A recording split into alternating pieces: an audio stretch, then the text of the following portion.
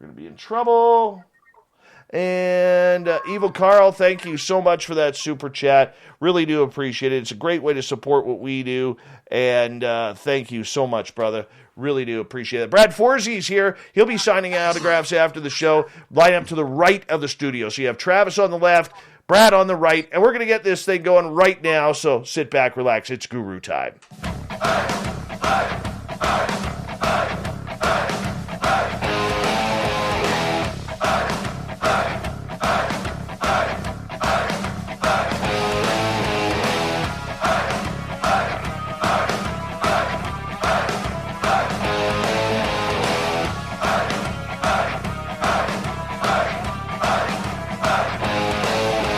From the mountains of central British Columbia to you listening around the world, this, my friends, is Spaced Out Radio. I am your host, Dave Scott, sitting in the captain's chair of SOR headquarters. We welcome you to tonight's show on our terrestrial affiliates around North America, digitally on TalkStream Live, Revolution Radio, and KPNL. All of our archives are free by going to youtube.com/Spaced Out Radio. Just do me the favor, hit that subscribe button. You can follow us on Twitter at Spaced Out Radio and on Instagram at Spaced Out Radio Show. Our website is spacedoutradio.com, where we have a plethora of features for you, including rocking out to Bumblefoot and reading up on Captain Shirk's SOR Newswire. Tonight's show is brought to you by Chive Charities. Help make the world 10% happier by visiting Chive Charities today. You can find them on our website. I got to tell you, this is one guest that I know you are going to love. We call him the crypto guru around these parts because Ronald Murphy has been investigating the stuff of nightmares for over 30 years. He has investigated the things that go bump in the night and meticulously researched the historical and psychological context of myths and legends around the world. You can find all of his books on Amazon. In my opinion, he is one of the best writers in the field and in the genre. We're going to love his stories tonight. He is so eloquent and really romanticizes the entire cryptid world. And you'll find out if you've never heard the guru tonight. Guru, Ronald Murphy, welcome back to Spaced Out Radio. I hope I can live up to that introduction, Dave. You always do. It's never disappointing. Yes, well, it's good to actually see you. This is the first time I've been on Spaced Out Radio with this particular format. And I like it. I like this a lot. Look, you have already people lining up, getting ready to listen to you tonight, Dave. And I can only say how honored I am to be a part of this. But this new format, going forward, man, you're going to rule the airwaves, man. Well, the tough part about it is I have a face for radio. You know what I'm saying? I don't know, man. I don't know. I think that that's not necessarily the case. I read the chicks' comments all the time. So I think you've got more than just the face for radio. I don't know. Well, we're going to leave it at that because you got one heck of a beard going on, Guru. I do. How about that? I kind of did it just for the show. Whenever you asked me to be on a couple weeks ago, I was going to get it trimmed up, and I thought, you know what? I'll bring the beard tonight. I'm happy about that. Very happy. For people who may not know who you are, because our audience is always growing, my friend. Sure. How did you get involved in writing about the cryptid world? Okay, so yeah, it goes back, to my mom, who was a huge fan of the paranormal, UFOs, Bigfoot, and I was a child of the 70s. I grew up in Western Pennsylvania, so it was one of those things where we would listen to, instead of having podcasts back then, we used to listen to terrestrial radio. And a good friend of mine now, but he was an idol of mine whenever I was a kid, Stan Gordon, who was actually on your show not too long ago, as a matter of fact. He would appear on KDKA out of Pittsburgh, out of their terrestrial radio station, about one time a month. And my mom and I, we would listen to him on Saturday nights. He would do about a 2-hour program. He would talk about all the hot spots for Bigfoot and UFO sightings.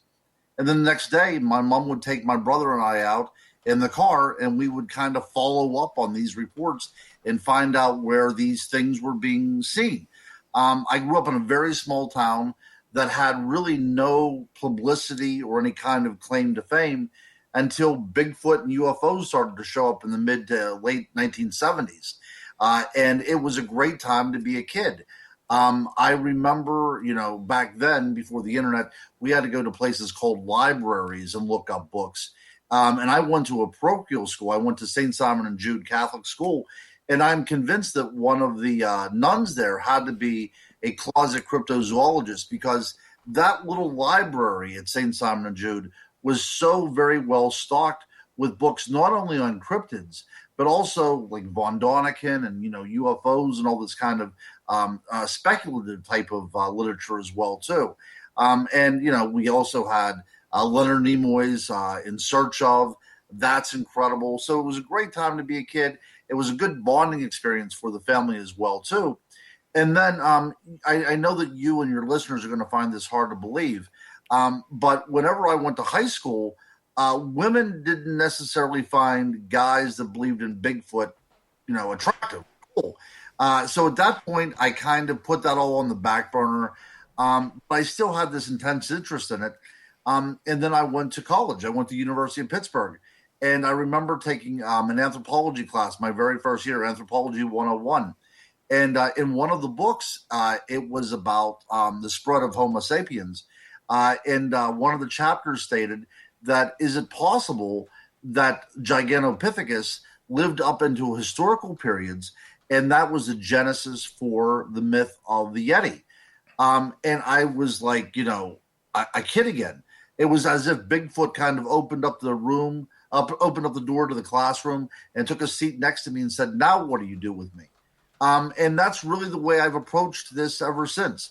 I look at it from an academic point of view.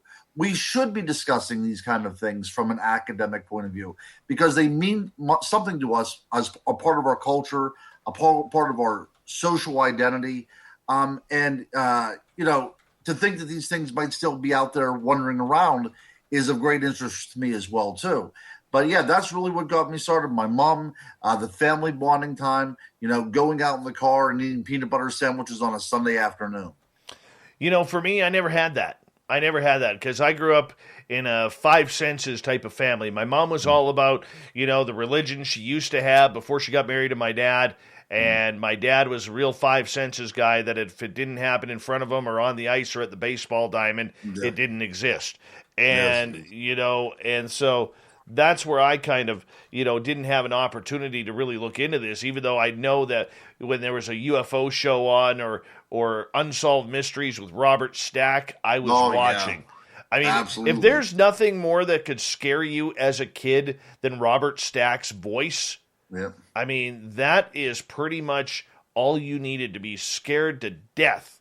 That's a good point. I remember watching the introduction to that show to see if he would be talking about lake monsters or Bigfoot or what have you. And I was afraid just whenever he was talking about what the show was about before he even got into the meat and potatoes of the show. You're absolutely correct. He scared the hell out of me. You know what? I remember as a kid being so disappointed because you're like, right on, Unsolved Mysteries is on tonight. We're going to get ghosts. We're going to get murders and monsters. And we're going to get, UFOs. And the next thing you know, it turned into another version of missing people. Oh yeah! Like all of a sudden, Absolutely. It was always about disappearing people who were kidnapped, and if you've seen this person, please contact 911. And it's like, no, I'm not tuning in for that. Right, or the lost loves. I remember there was quite a few about those as well too. Two people that were, high school sweethearts got separated through time, and they kind of like reconcile at the end. It started to go downhill greatly, and it turned its focus from all this great cryptozoological and paranormal stuff, and just became, your typical something that you would see on like the Hallmark Channel. But I'm glad that people are still producing shows like this. A lot of it's going now to live or to streaming services. A lot of it's online. They're taking it more and more off of the actual networks. But I think that we need to have an open forum out there to talk about this kind of stuff. And I'm glad to see it's still out there. Yeah, me too. And you have been someone who has been involved with television. You've done a lot of the conference circuit, especially on the East Coast. You have been on radio programs, documentaries, all over the place. What do you think from where you started when you were first on this show? Because a lot of people don't know, we were actually your first ever interview. Yeah. Absolutely. The first time I was ever on a show to discuss the paranormal, I had one book out, The Unexplained World of the Chestnut Ridge. And David, this is 6 years ago, right? Yeah, close Yeah. to it. Yeah, this is before I even did any conferences or anything like that. And I remember I was scared to death. I think it was a 2 hour show. Um, I don't remember anything even remotely like a chat room or anything. I think that I just came on and off we went. And we hit it off. And ever since we've been that kind of relationship, you know? No kidding. No kidding. Yeah. And my number one fan is here tonight. My Oh, number one fan, he's hiding. I'm going to keep his identity secret on our YouTube channel because he's in our YouTube chat. But number one, good to see you, buddy. Number one, very I cool. had to do that because I absolutely love him. And that says a lot too, though, Dave. You know, in order to get a fan base, look, these shows, these kind of paranormal podcast shows, pop up all the time. And in the time of COVID, when everything's shutting down, it's almost by necessity that I have to do a lot of these shows just because have to sell books because, I got to pay bills and everything. So I do a lot of these shows, but it really shows your staying power. And I give you all the credit in the world. It was shortly after I was on your program that I was invited to talk on Coast to Coast. And I still say to this very day, and I'll say to all of your listeners, that this show right here, Spaced Out Radio, of all the shows I've ever been on, is not only the most intellectually based program out there, and I'm not pandering to your audience, but you also have the best, most informed listeners out there as well, too. Yes, they are very, very smart and very, very intelligent as well. For you, my friend, you've done ghost hunting, you have done the tours, you've done all sorts of things out there, but your love is still monsters. Why did you choose monsters to Mm. focus on when you decided that you wanted to make this a career? Right. I don't know if you choose them as much as they choose you, it's one of those things where they are bigger than life. And whenever you get right down to the idea of investigating and pinning them down on the table, the closer you get to them, the bigger they become. They're just not flesh and blood. They are gods in some cultures. They're the personification of the natural world around you. They're the personification of feelings and emotions. So not only are these great big creatures out there, but they also mean something to so many different people in different ways as well. And I like that ambiguity to it. I like the idea that we could be looking for a Bigfoot or we could be looking for a Loch Ness monster. And it's the same creature, but it means so much to so many different people. It really does. And the hard part for a lot of people out there who have not had an experience, Ron, is the fact that these could exist. Because to this Mm-hmm. day, we don't know if those sightings are seeing into a different timeline, Mm-hmm. if it's just a very vivid imagination, our fears coming out, or if it's a true creature of this planet, or the stars, if you include aliens in Sure. there as well. I mean, how do you, when you are looking into something, how do you decipher that truth from imagination or fallacy? Sure. Well, for me, the way I investigate and the way I write and the way I approach the subject, it really doesn't matter much to me if these creatures are flesh and blood. What matters to me is they exist as part of our folklore and our collective unconscious, if you will. If you look at Carl Jung and his idea of the collective unconscious, they are embroidered into our DNA. That's a term that I used at the very first show that we did together. They need us as much as we need them. It's a symbiotic relationship. But whenever we try to get to the actual genesis of these creatures, whenever you investigate them throughout time and space in particular places, you naturally are coming to the conclusion, are these things still out there? Are they still roaming around? And people always ask me, there's Walmarts every 20 miles. How could there possibly be a hidden population of something like a Sasquatch or a Bigfoot out there? It would be very difficult if this was an animal that was solely instinctual, if this was an animal that had the same kind of thought patterns as a bear or a deer, it becomes a lot easier to stay elusive if you are self-aware. If this creature has an understanding of who it is, and if it has an understanding of who we are, and it's in its best interest to stay clear of who we are, then the idea of becoming hidden is a lot easier. It would require a lot of moving around. Also, we're talking about numbers, how many of these creatures there are. I've seen people say that there's, in the thousands of particular locations. But if you look at the world of the great apes, you need anywhere from about 500 to 800 individuals to have a viable breeding population. And if we would look over North America, we're talking about the United States up into Canada, and we're talking about only 1,000 of these creatures out there over that kind of landmass, I think it would be very easy to stay hidden for a while. Again, like I said, there also has to be other components to this as well. They have to stay territorial without being confrontational. So things like infrasound could come into play, or things like pheromones could come into play. There are different elements that these creatures can use to keep a territory safe from intruders. But definitely, I mean, there are a lot of unexplored places out there, especially in the Pacific Northwest and, around where you're at right now, Dave. But I mean, there's still sightings all the time in my home state of Pennsylvania. And if I wanted to, and if I had the wherewithal, I could easily stay hidden for a great period of time in some of the locations very near my house. So if there's a will, there's a way to do this. And for you, though, I mean, the stories are so realistic that people tell. All right. Oh, yeah. How do you tell the difference, Ron, between someone who is trying to get that 15 minutes of fame because they wanted to be on television comparatively to someone who's had a true experience or encounter? Right. So I get calls all the time, a few a week, as a matter of fact, with people saying that they have a haunting in their home.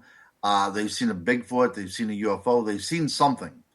And almost instinctually what this person's motivation is. If they pick up the phone and, they're automatically telling me their name, that they have this kind of sense or power or ability to communicate with these creatures, then I know that they've watched far too much television. Because these programs exist out there, they have acquired a bit of vocabulary to go along with whatever particular purpose they have in reporting these particular incidences. It's whenever I'm at a conference and somebody comes up to me and says, "You don't believe in this stuff, do you?" And I tell them I keep an open mind. And then they walk away and they wander around a bit. And after about 10 minutes, they meander back to my table. And they say, I have a story to tell you. And their eyes tear up. And they tell me a story that has affected them systemically. It has affected them spiritually, physically, emotionally. And we're talking about these very big, hardened guys that is brought to, weeping because they saw something like this. I never find out their name. I never find out where they live. They're simply telling me their story because they need that catharsis. They need to get this off of their chest. It's almost like I'm a priest in a confessional. They need to tell me something that's haunting them, and they're wanting an ear, somebody that's going to listen to them and not judge them in any way. And I'll tell you what, Dave, that is really what's brought me to the conclusion that there is something out there. I've never experienced any of these creatures myself, but of all the people that I've had come up to me and actually shaking and telling me about an encounter that did not cause violence in any way. Some people were just walking through the woods and something walks across the trail in front of them. But that startled them so much, and that has impacted them so much as a human being, that they are having a difficult time now functioning because they cannot break it down, their experience. They cannot explain it themselves, so they simply have to tell somebody about it. Very true. And we have about 3.5 minutes beforehand. Out of all those stories that someone has come up to you in that situation, Ron, where they like, can I tell you something? Yeah. You know, I've never told you this. Is there a story that has impacted you that you just like blew your mind? Well, yeah, I mean, it blew my mind and it blew their mind as well too. And this is an interesting story because these guys were going quad riding, four wheelers. I don't know if they have a particular name up in Canada, but they're on these quads, these four-wheel motorcycles. And there's about three guys, and they're going around a corner. And as they come around the corner, they have something there that they say is Bigfoot, about an 8-foot tall, hair-covered creature. So they kind of fishtail to a stop, and they're sitting there. They're startled. They have no idea what to do. But the creature does not run away. What happens is that it opens up this set of wings and takes off. Now, these people were flabbergasted by something like this. I had never heard a story like this either. And I actually then, after hearing that story, I had other people follow up with other stories as well. This was on the Ohio-Pennsylvania border as well. So that was one of those things that was startling because you didn't expect that to happen. They certainly didn't expect that to happen. But that is really one of the most curious stories that I've ever heard that really kind of sent a shiver up my spine whenever I heard it as well. You know, that is like my biggest thing, man, is going on those trails in the middle of the afternoon or in the evening and going around a corner and seeing something. And you know, Right. the thing is, when you're out in the wilderness, it doesn't matter whether you are here in British Columbia or you're in the woods of Pennsylvania or upstate New York or down in Arkansas, Oklahoma, wherever it may be. All right, you never know what's around that corner. That's right. And it's always something very exciting to take that corner, even if it's disappointment, because you can hype yourself up and you can get ready and you're like, all right, I can feel it. I can feel it. There's something just around this bend. And then you go around the bend, there's nothing. But the next bend you go around, all of a sudden there's something cool. That's right. It may not be a Bigfoot, but it might be a bear, a cougar. In my case, I had a couple weeks ago, I did the trail in the middle of the evening, and just, it was probably 7:30 at night, and there's a pack of wild horses, right? So you just never know when it's going to happen. And I think that bugs people because most of us, Ron, as we got a minute to go, are not prepared for the experience. They're not. Yeah, that's the whole thing. We think that we know everything about the world around us, right? We, in our infinite knowledge, know instinctually that there's no Bigfoot out there. There's nothing like that out there until we encounter it. And then once we encounter it, our entire belief system is shattered. Very true. Very true. And, you know, when it's shattered like that, Ron, how do we get it back? How do we bring it back to whom we are? We have shows like this. I mean, I'm being totally honest. The way that we get back to normalcy is the same way if you were shattered by some sort of trauma in life, is through therapy and with getting together with other people that have similar stories and show that you can go on. That's truly what it's about, Dave. It's about listening to people who are not there to make fun of you or to accuse you of lying. It's there just to have an open forum to listen about what's going on and how other people have perspective on this as well, too. All right, Guru, I'm going to get you to hold on right there because we are going to take a break here at the bottom of the hour. The Crypto Guru. It's Guru time with Ronald Murphy tonight. And we are always glad when the Guru blesses us and graces us with his presence. Monster Talk with the Guru coming up next.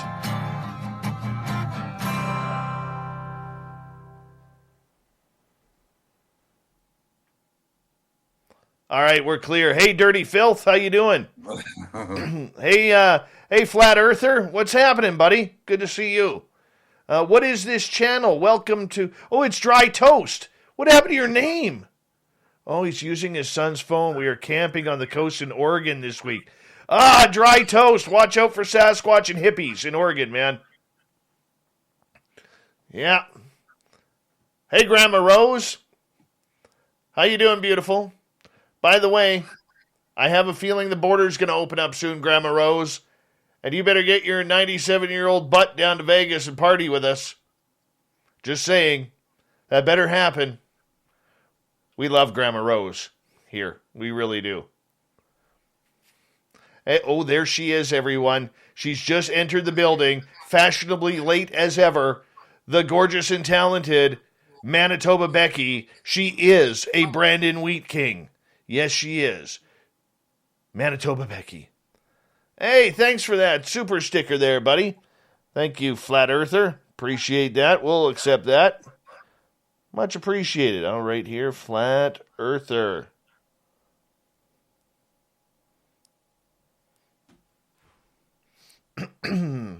By the way, Jessica Lee's daughter, Ron, Jessica Lee's daughter, listener Jessica Lee messages me this morning.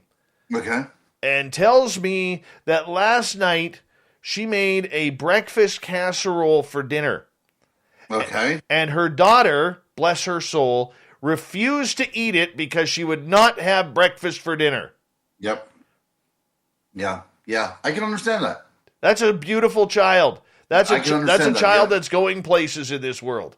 That's right. That's right. She's not going to be at a business meeting and they're going to say, you know what, you want pancakes with that? Exactly. Yeah. She is going to be making six figures plus because she refuses to eat breakfast for dinner. Exactly. Company car, all expense account, everything. Exactly. The black credit card. That's right. With no limit, no interest on it. Yeah. Although Sparkle 8, is it Sparkle 8 Sparkle? Yeah. You can bring on the pancakes anytime. What the hell is up with her? I don't know. She's from Manitoba. She's from the prairies. She's from the prairies. Yes. Yeah, that explains everything. Yeah, she likes temperatures that are about minus 55 Fahrenheit. Right. She likes that. Hi, Nikki. How are you? Hi, gorgeous Jenster. Let's see here.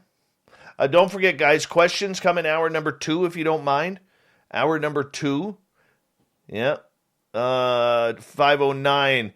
Let's see. What did he say? Dessert tonight is PB&J waffles and ice cream. See, you can have a waffle cone if you're wrapping that ice cream in a waffle. That works.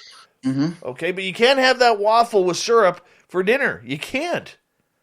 Mm-hmm. Hey, Jose, how's it going? Aussie, sister. What's happening? Let's see here. Fast Hemi, he has been... it's about time he got his ass back here. Mondak, nothing beats a good breakfast burrito any time of the day. There's a reason why McDonald's only serves them in the morning. Guru, some of these people, I mean... I'm concerned. I am very concerned, too. Hey, Rex Goodrum, how you doing? Waffles and fried chicken, no. No, that's something that I cannot do. No, that's just that seems sinful. That seems to be like one of the 10 commandments that got overlooked. I agree. There was actually 11 commandments. That's right. Thou shalt not eat breakfast for dinner. Exactly.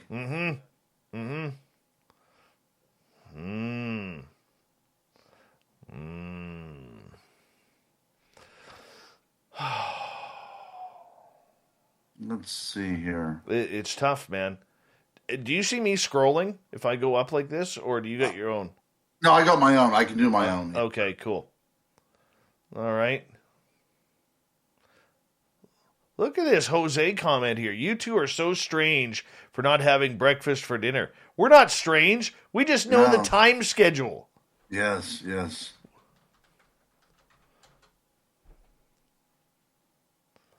Hi, Michael Estuca. What's happening, man? All right. I think we got about 30 seconds here. Hi, Edens. How are you? Hi, Sandra. Want to say a big thank you to Flat Earther, to Carl, to Ozzy, Steve, and Ed Clater for the amazing super chats tonight. I want to say we really do appreciate it. It's a great way to support this show. And, of course, everybody who's new, hi, April, May, June from Vancouver Island. You're looking beautiful tonight. If you're new, don't forget to hit that subscribe button. Here we go.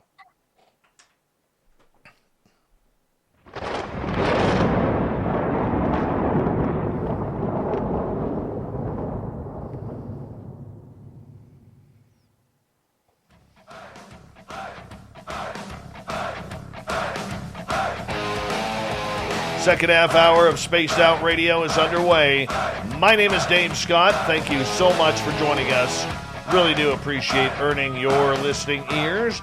Want to remind you that if you missed portions of this show or others, check out our free archives by going to youtube.com/Spaced Out Radio. Just do me the favor, hit that subscribe button. Our website, spacedoutradio.com, where we have a plethora of features for you, including rocking out to Bumblefoot and reading up on Captain Shirk's SOR Newswire. Follow us on Twitter at Spaced Out Radio and on Instagram at Spaced Out Radio Show, whatever. Hey, the crypto guru Ronald Murphy is here. He comes in every couple of months. He'd come in more often, but let's face it, he's a busy guy. Mm-hmm. He works hard, he plays hard, and when he's not playing hard, he's out in the mountains looking for Sasquatch and every monster in between. You can find all his books on Amazon. Guru, welcome back. No, hey, great. Again, the night's flying by, isn't it? Half an hour already under. I know. Now, since the last time we talked, we had you on a few months ago.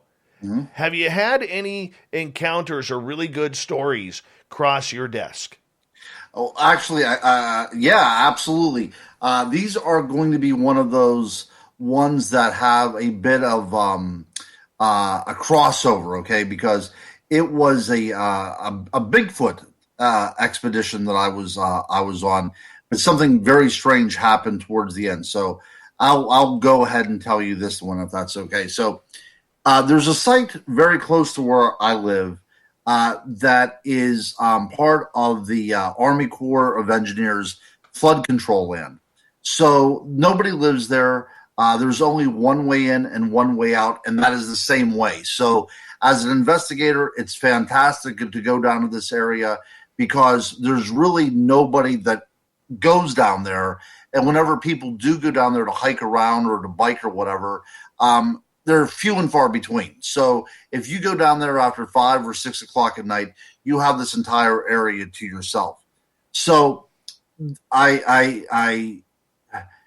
give you a little bit of background about what happened a couple years ago and why I keep on going back there. So I've seen a lot of different light anomalies down there, and it was probably about, maybe 7 or 8 years ago. This is before I started to write, and this is one of the impetuses for the reason I started to write, is that there was a time whenever this place was supposed to be the haven for werewolves. People had reported seeing them down there. Self-identifying people that call themselves werewolves said that they would go down there simply to stay away from civilized life. So I was down there one evening on an investigation with a buddy of mine, and we started experiencing a lot of very strange light anomalies. One particular light came on the trail. It kind of flashed on and fluttered off, and then off to the right, something starts following us. Again, we talk about portals, we talk about all this kind of stuff. The only thing that I can tell you is that I saw something strange that I could not explain. And whatever that light was, allowed something into our world to start following us. I mean, I know that sounds kind of sci-fi, but let's just say whatever that was, strange things accompanied it, okay? So I hurried up and got out of there. But, every time I go down to this area, there's something that strange happens, strange lights, strange sounds. And a few years ago, whenever I was teaching, they asked me, the faculty asked if I would like to take them down on a ghost hunt. And the last thing I wanted to do is take a lot of middle-aged women out on a ghost hunt. But then one of the 25-year-old teachers came up to me and she said, "Are you taking us on a ghost hunt?" I said, "Well, absolutely I am." So we go down there, and, nothing is really happening or anything until it starts getting dark. And then we start experiencing these orbs that are going just to the women. They seem, you could not see them with a naked eye, you had to see them through a camera lens. They're starting to make circles around the people. Some would even land over their faces. Very, very strange things were going on here. We got back to the car. One of the girls reported that just something had scratched her. Just very strange things are going on there. So that's one of the reasons why I go to this area a good bit. So we were down there probably 2 weeks ago, and we're starting to find things that look like possible gifting from something. We found a baby doll that did not have a head laying up on top of a tree stump. We found some shiny bottles that were put in conspicuous locations so you could actually see them, even though there's nobody else going down there. These artifacts, if you will, were presented as if they were meant for somebody to discover them. So as it was getting dark, it was time to get out of that location, and we had to start heading back to the road that leads to our car. And as we were going back, my son starts taking pictures, and he suddenly says, "My camera is dead." So he puts another battery pack in, starts taking pictures, and his camera dies again, like within minutes. He finally loads it up the third time. He starts taking pictures, and all of a sudden there's all these orbs that are behind us. None of them are in front of us. They're all from behind us. And of course, I'm a little bit, I don't take orb activity all that greatly. It could be a lot of different things, but these pictures were at least odd. So as we start getting out back to where the trail leads, we see there's a fire burning in the woods. And I thought, well, this is unbelievable because you're not allowed to camp down here. I have no idea what could be going on. So as we get to the place, as we round the corner, we've discovered there is no fire, but the place where the fire seemed to be burning, 2 trees now were blocking our trail. Very, very strange. So we decided to stick around to see exactly what's going on. By this time, it's quite dark outside. We want to find out how these trees got there. And the trees were actually lifted up. We could see where they were broke at the base, and they were dragged so they would cover up the road. Now, the fire that was burning there was no trace of the fire or anything, no smell, nothing like that. But the fire was where these trees were uprooted from, okay? So as we were there and looking around, and this is very, very strange. It gives me kind of goosebumps now.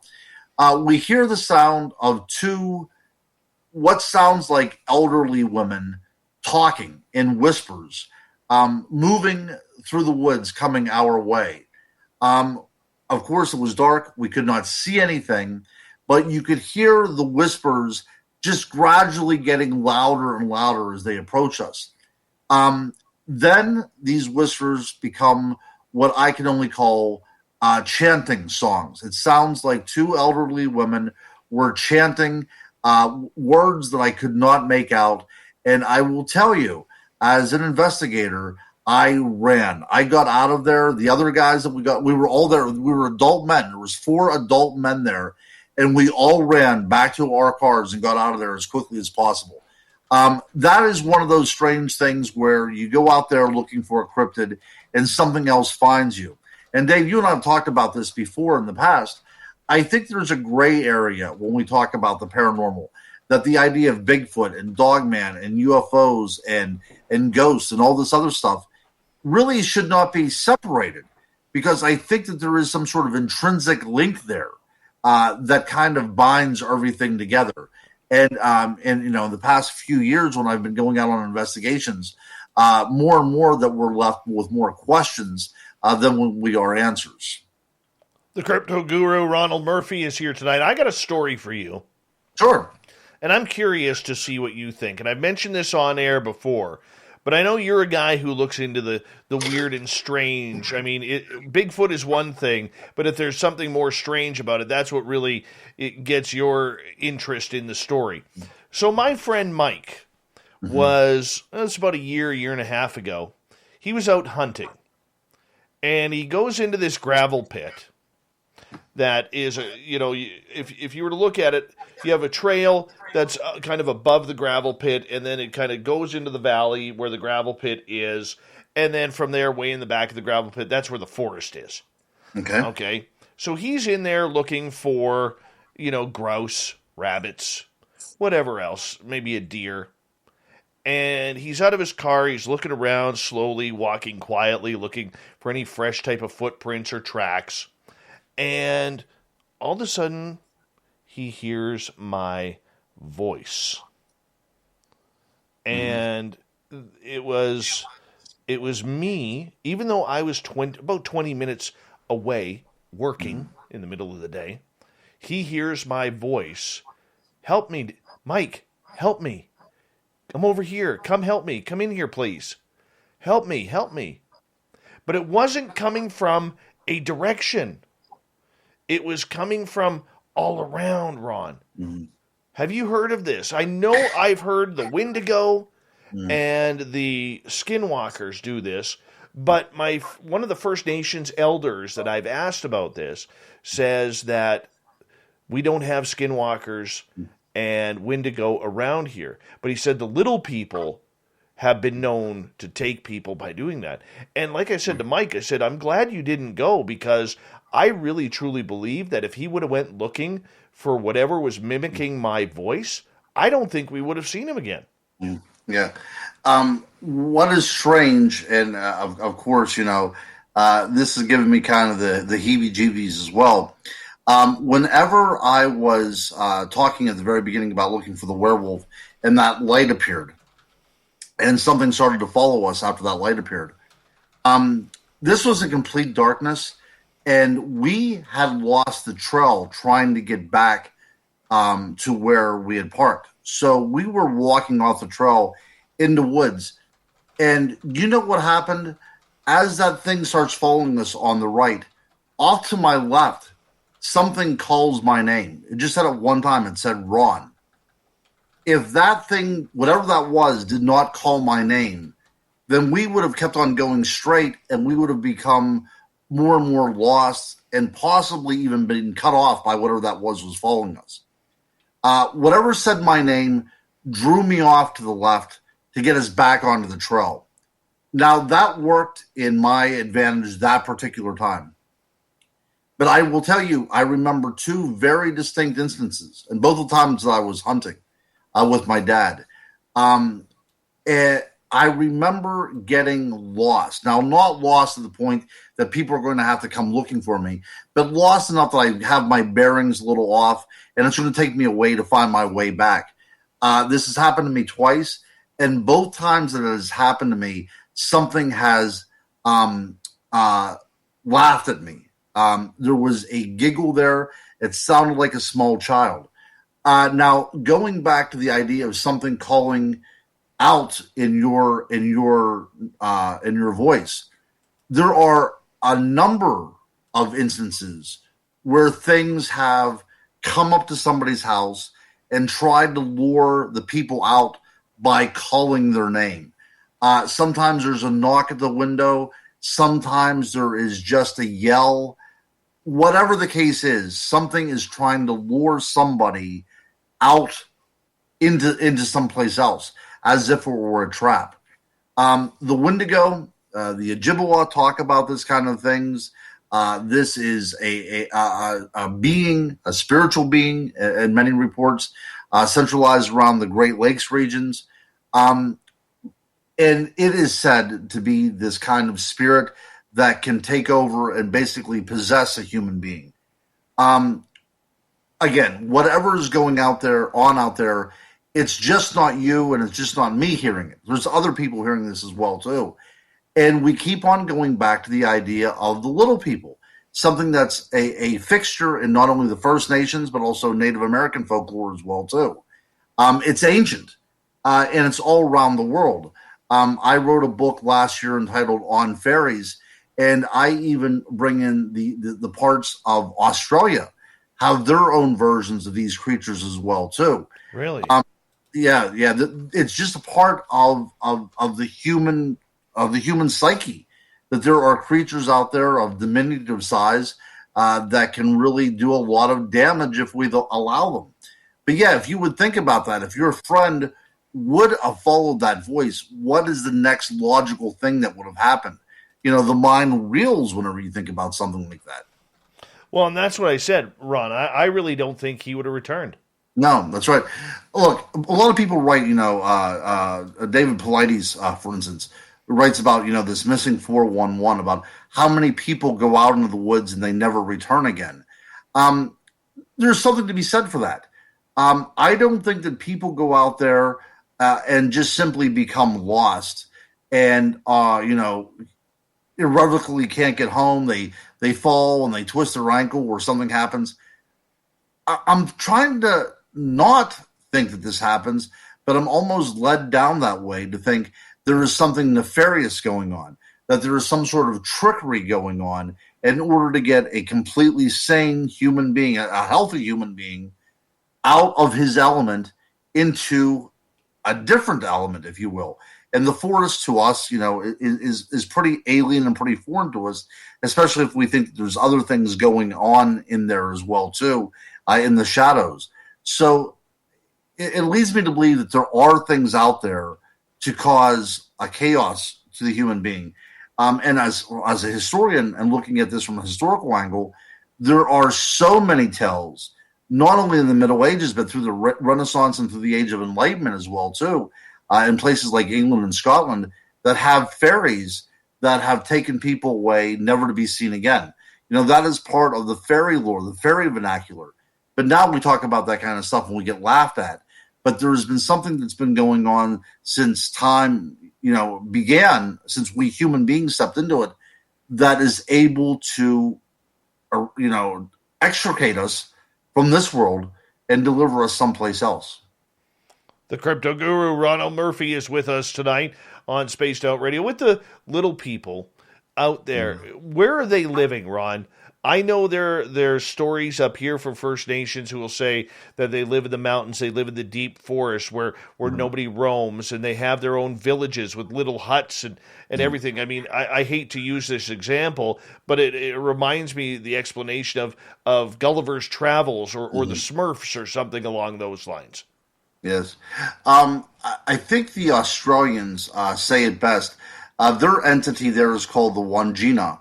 And oftentimes it's represented as having these almond-shaped eyes like a gray and these very large bulbous heads with no nose and maybe just a slit for a mouth. So it would look as if they had taken a representation of a gray, but that is what they call the Wangina, and that is their type of fairy in that culture. And they live in the space between spaces, if that makes any sense. They live within the world, but they are concealed in places that seems to be almost on a different physics altogether. Something from a quantum physics standpoint. They occupy the openings in openings. So I know that doesn't make much sense, and that's not a very good description. But they exist all the time within our world. They just simply slink into the recesses to wait for whatever is approaching. But if we look at in England and Scotland, they inhabit fairy hills. Some places are under lakes, so in the Great Lakes region around Lake Superior and Lake Michigan, they live under the water. In Massachusetts. In the Bridgewater Triangle, the Puckwudgies, they're said to live, in the deep woods. So it depends upon where you're coming from. Even Hawaii has their version of the little people, the Menehune, and they're said to live, in the deep forest as well too. But I think all the time, all cultures say that they are separated from us in some way to denote just how dissimilar they are from us. Do you see them as evil or just tricksters? Okay, that's a great question. And this is one of those things that I've really been kind of struggling with, okay? So whenever we have a Judeo-Christian influence on our lives, we start seeing things as good and evil. I see them as almost ambivalent, that you should not cross their paths. And if you do cross their paths, don't piss them off in any way. You have to somehow appease them or at least ignore them. Don't try to make yourself known. And it's one of those things where it's better not to have any kind of contact whatsoever. And if you do have contact, try to get yourself out of that as quickly as possible. But, C.S. Lewis, the person that wrote The Lion, the Witch, and the Wardrobe and, the Chronicles of Narnia, He related at a time whenever he stayed at a house that was not only haunted by ghosts, but also by fairies. And he relates that the fairy hauntings were far worse than the ghost hauntings as well, too. So a lot of times we're getting all this kind of stuff confused. We talk about poltergeists or we talk about wood knocks in the forest. Those were all hallmarks of fairy activity. If you would have went into the woods, back in the Middle Ages, and you heard something striking a tree, you would assume that was spirits in the woods, and your mind automatically didn't go to the realm of a Bigfoot type creature. Also, if you were all alone on a lane at night and you saw a light out in the middle of the field and something came and abducted you and took you into that opening, you wouldn't think aliens, you would think fairies as well too. So there's something that's been going on since we've been human beings, and it's still going on to this very day. And that's one of the reasons why I write books, because I'm trying to figure it out myself. Do you think that, I know the First Nations up here have a very healthy relationship, if we could call that, with the little people. Do you think that with that there's also a respect there not to upset them? Because the little people, once they get started, they will make your life a living hell until you appease them in some way. Right. Have you heard this? Yeah, absolutely. And you've hit the nail on the head, Dave. It's the respect and the reverence that these beings are shown by native populations. We don't have that. We, in the 21st century, have decided that we are going to step out of the natural vibration of the nature around us. Okay, that vibration is there. We are part of that vibration, but we've decided that we are no longer going to take part of that anymore. So we've stepped aside, and now we have, artificial lights, and we control all aspects of the world around us. But if we step outside of our civilization and go into the woods, it's immediate chaos. It's hard for us to operate within those realms. So think of it this way. Those beings that were out there since we were hunter-gatherers are still there, okay? They're still living within that same vibrational frequency, that same natural rhythm since time began. We are the ones that have stepped out and left that behind. So whenever we come into contact with these entities, with these elementals, with these creatures, we are disrupting that vibrational flow. We are upsetting that cosmic harmony, if you will. And I think that's really what throws things off. We're going in there and we are disrupting something that we were once part of, but now we have refused to accept. Guru, I'm going to get you to hold on right there because we are going to go to break here at the top of the hour. 1 hour down, 1 hour to go. And Guru, one of the things I want to get into, and a few of our listeners have really wanted this topic for a long time, and I know you like it, sea monsters. No, absolutely. Absolutely. We got to get into sea monsters and some stories. We'll get the audience questions coming in for you in hour number 2 as well. The crypto guru, Ronald Murphy, is here tonight. You can find all of his books by going to Amazon. Check out Ronald L. Murphy Jr. I remembered that. Ronald L. Murphy Jr. He's one of the best. Check out his On series.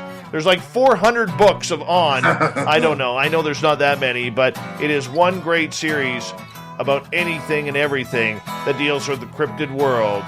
The Guru continues with Sea Monsters right after this on Spaced Out Radio.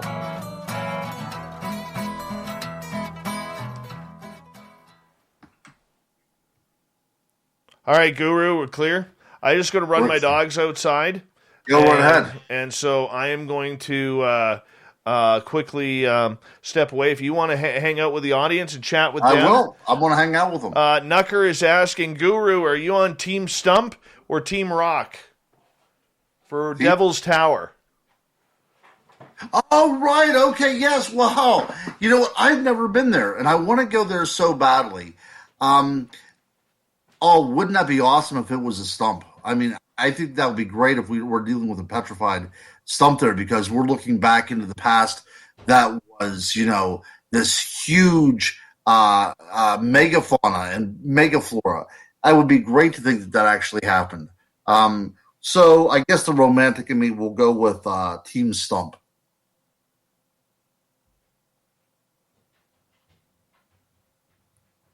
Yeah, and Kiera, yes, actually, I wrote a book on mermaids. That was my first book on the On series, was on mermaids.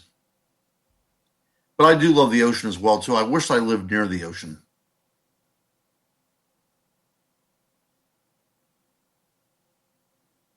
Well, yeah, mermen, I suppose. Raffaella, I love Scotland. I actually got a chance to investigate the Grey Man up in Scotland, and I also did a lot of fairy research around Stirling, Scotland. And I love Stirling so much that my son is named Sterling, Stirling.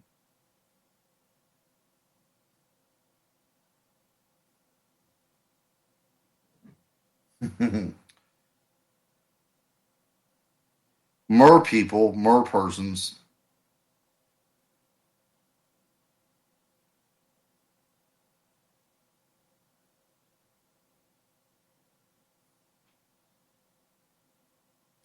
My hockey team. Oh my goodness.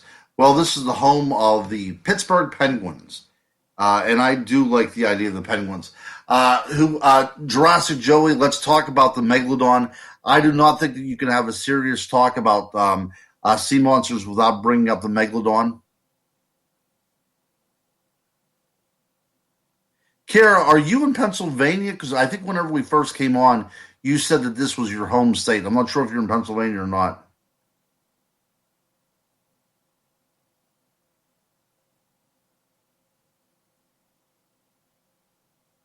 Actually, let's see here.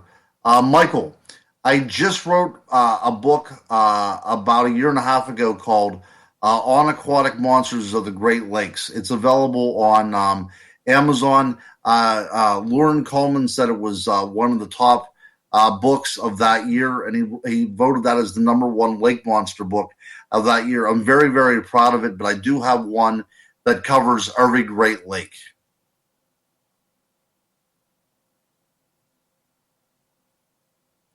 Oh, Go 66. Thank you. I'm glad that she likes it. The book. Like I said, yes. And Jessica, yeah, I like the name Sterling as well too.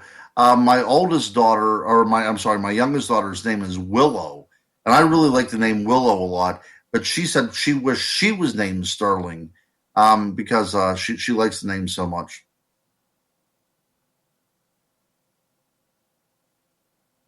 You know, Jeff, about Nebraska cryptids, you're always going to hear the idea about the Bigfoot being basically ubiquitous every place you go. But out there, as we get more to the plains, you have these great creatures like thunderbirds. I hope at one time, my dream is, and see if anybody's on board with this. I think that we need to get a motorhome and drive to every 50 states and maybe every province in Canada as well too, getting into the legends and the folklore of each state and province. Hey, Guru. Hey there, buddy. I'm back. Yes. All right. Let's see if my Conversation here. These great guys are great. Oh, they're fantastic. Uh, Fantastic.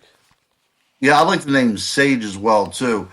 Jessica Lee, she has a daughter named Sage. I like that. Yes. Yes. Yes.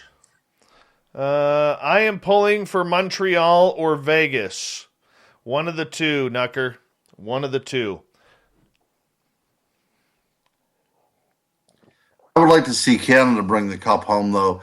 We had talked about this. I'm a Penguins guy from where I'm at, but one and done. That's not, that's not going to get anything done.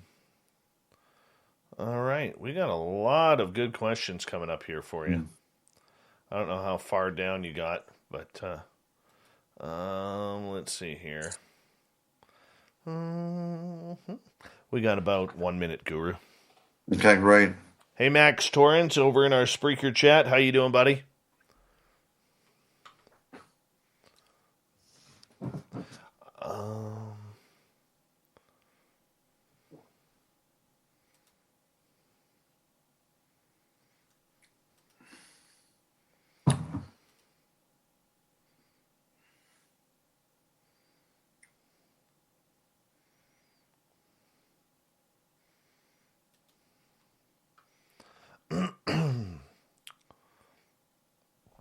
I will, Howard. I did get it. Thank you.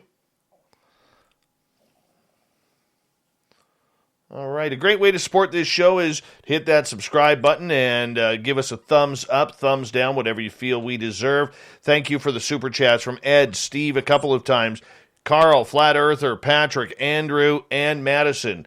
We got 5 seconds. Sit back, relax. The Guru is next. You're listening to Spaced Out Radio with Dave Scott.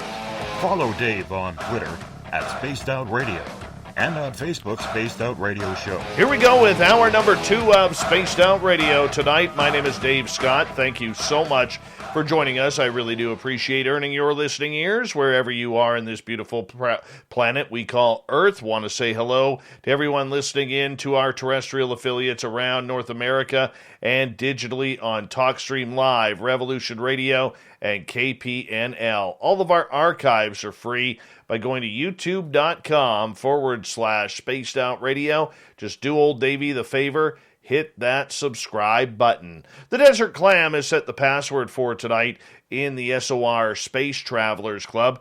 Casadrosis. Casadrosis is your password. Use it wisely, Space Travelers, as the Clam sets the password each and every night right here on Spaced Out Radio. Our website is spacedoutradio.com, where we have a plethora of features for you, including rocking out to Bumblefoot and reading up on Captain Shirk's SOR Newswire. Follow us on Twitter at Spaced Out Radio and on Instagram at Spaced Out Radio Show. We continue on with the crypto guru, Ronald Murphy, tonight, as you can find any of his books on Amazon by typing in Ronald L. Murphy Jr.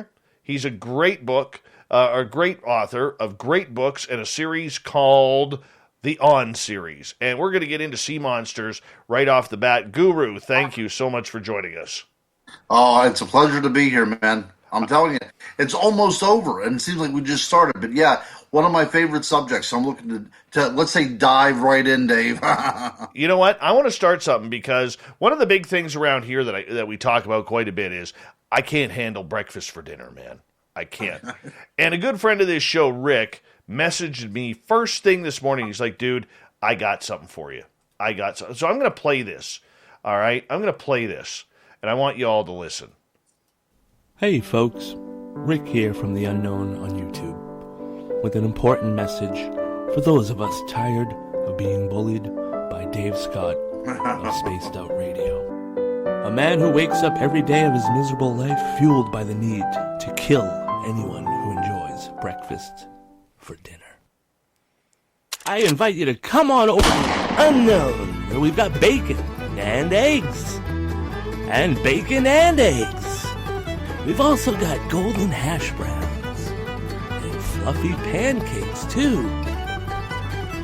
Hell, nothing says 6 p.m. like biscuits and gravy. Even old Ronald here knows the magic of choice. Other benefits of joining The Unknown include never having to wait for me to walk my dogs. We never obsess over men's facial hair. And we all know full well that this is just a natural rock formation. So come and join us at The Unknown, where breakfast is what's for dinner. Paid for by the Breakfast Whenever the Hell You Want It Foundation. Well, apparently our YouTube side didn't get the sound of that, which is really too bad. But basically, it was insulting me for not liking breakfast for dinner. All right? It's a sick habit that a lot of people have. So I apologize about the audio. Tried something new there for our YouTube side. Apparently didn't work. And, well, it worked on the podcast side. So you'll have to go on the podcast side to listen to it, or the radio side, one of the two. Anyways, either way, sea monsters, Guru, sea monsters. All right, let's just start right off the bat. The one that scares me the most. Is Megalodon still living in the ocean? I would say I hope so. Okay, so let's talk about Megalodon for a little bit. Okay, so whenever I was a kid, there was a school of thought that suggested that Megalodon just passed away like 10,000 years ago. Like, it was a species that was right up there with modern humans, almost into the historical period. That's whenever I was a kid. Now they're saying, and they being, the paleontologists, are saying that it probably died out of about 3.8, 3.6 million years ago. I don't necessarily buy that. And there's a few reasons. Number one is there's really no reason why a species like that would go totally extinct. Of course, the great white shark, they're saying, covered that niche, that this shark was just far too big, that it kind of it grew beyond its place in the ocean. But I would think that if this shark is existence, that you would not encounter it if you're going on a leisurely swim. I think at one time it was necessary that these were pelagic animals; these were open water animals. But I would think as the environment changes, as the atmosphere changes and the climate changes, that they would necessarily have to become abyssal creatures. I think they would have to dive pretty far down to find the food there. And we're talking about food like giant squid. So we're talking about anywhere from half a mile to maybe a mile or 2 miles under the water, and quite possibly, 7 miles deep as well. But there is enough food down there. The sperm whale will go down as far as a few miles to hunt the giant squid, the archetypal. So I think that a megalodon could exist in those particular climes, eating a diet of squid and whales that have come down. I don't think they are completely 100% extinct. I think that they have went through a lot of adaptation, but I'm hoping that they are still out there. I really don't see why the entire species should have went completely extinct. Megalodon has always frightened me too. I remember the first time I was at the ocean, and we arrived at the ocean. It was after dark, and my mom took us out on the beach again. The mom that got me started on this, and she said, "Can you imagine what might be prowling around out there? Because at night, whenever you're there on the beach, you can see a little bit of glinting of the waves as they come rolling in, but you really don't know what is cruising out there in that darkness." And that might be the time of the megalodon. That might be the time that it comes out of those very deep, dark holes that it resides in, and then hunts, in the more shallow waters. But I sure hope that something's out there. But again, Dave, it scares the hell out of me too, buddy. Well, I keep thinking back to probably 10 years ago or so now. There was a report out of Australia. Because if it's big, it's near Australia. It has to be this way. Yeah. And if it's dangerous, yeah. Exactly. I mean, everything kills you in Australia. Even the toothpicks can kill you in Australia. Anyways, in Australia at certain beaches, they have nets out in the water to keep the sharks away from surfers and the public, so that way they can enjoy the beaches. Well, there was a great white shark, probably 15, 16 feet, that was caught in one of those nets. And this thing had a bite from spine to the other side, right around to spine. Scientists said it was one full bite. And they measured that a shark to make that sort of bite on a 15 to 16 foot great white shark had to be between 30 and 40 feet long. That's getting into megalodon territory. That's right there in megalodon territory. That's right. That's right. The other thing that's been going on recently as well, too, is the size of this creature. At one time, it was about the size of a Greyhound bus. Now they've kind of shortened it a little bit more. So, 25, 35 feet. And it was a killing machine. This was a very fast, predatory killing machine. And because those incidences are happening, and not just with great white sharks, there are bodies of whales that wash up that have these kind of bites taken out of them. Killer whales are being washed up with these kind of bites taken out of them. Something's doing it. And occasionally one time, one particular incident, there was a shark that had a radio tracking in it. and it was going about its merry way. Then all of a sudden, something apparently grabs hold of it. Its temperature changes dramatically, and it starts diving down, miles deep very, very quickly. So what it looks like is something actually ingested the creature to change the body temperature on that particular gauge, and then it just plummeted straight down into the depths of the water where it resides.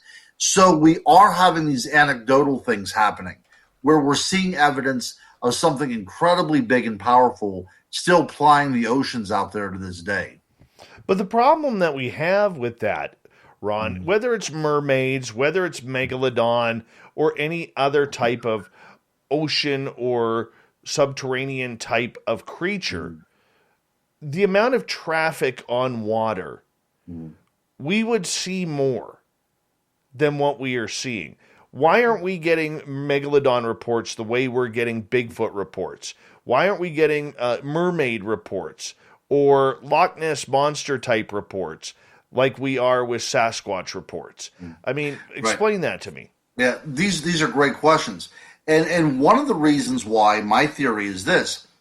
The oceans are veritable highways at this point, but they follow very precise routes. Besides your sailboat or your private little vessels and things, the big boats are going to be doing very set patterns. And I think there's so much traffic in those areas that these creatures simply avoid them. They produce a lot of sound. They're going to be producing a lot of not only noise, but it's also going to screw up a little bit of the environment as well too. Probably throw off the fish that live in that area. So it would just not be a good place for these kind of creatures to survive. So they simply move out of those trading routes. I've believed that for a long time now.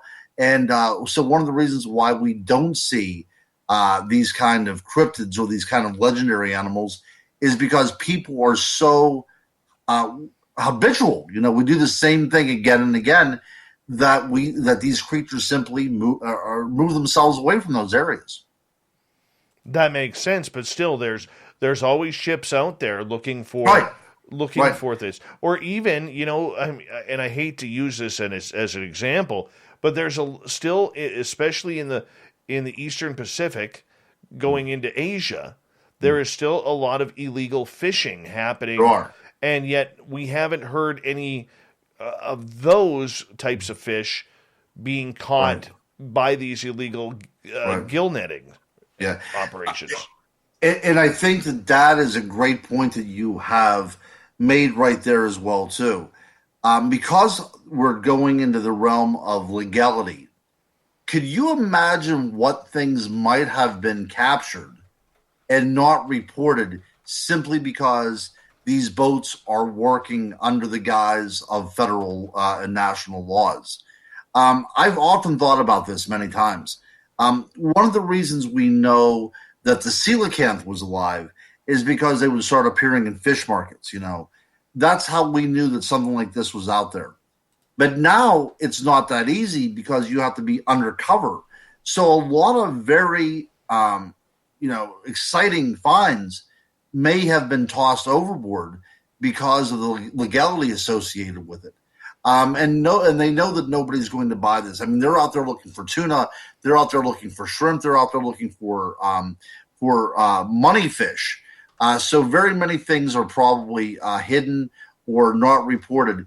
But I do think, Dave, that out there on these ships, there are people witnessing things that aren't reported. And every now and then we do hear some things that trickle by saying that people saw unbelievably large sharks and such. All right, well, let's go into the North American waters because right across this beautiful continent, we have a plethora of sea monsters that are out there, from the Cadborosaurus on the west coast to Ogopogo to the legends of sea monsters of Lake Superior and the rest of the Great Lakes to the Witch of November when she starts blowing. Of course, Gordon Lightfoot made that famous, to Champ in Lake Champlain. I mean, these sea monsters are everywhere, my friend. Everywhere. Yeah. And what's so interesting about this, the caddy notwithstanding, is when we talk about the lakes, when we talk about Lake Champlain, or we talk about Loch Ness, or we talk about Superior, all these lakes were made about 14,000 years ago, all at the same time, or roughly around the same time, the same geological time. It's whenever the ice age, whenever the glaciers started to retreat and they scoured out the land. Now, what's also interesting about these lakes, and we're talking about the classic lakes, is that we know that they were actually filled with ocean water as well too. As the glaciers retreated, ocean water comes spilling in, and they become a repository for this kind of inland seas.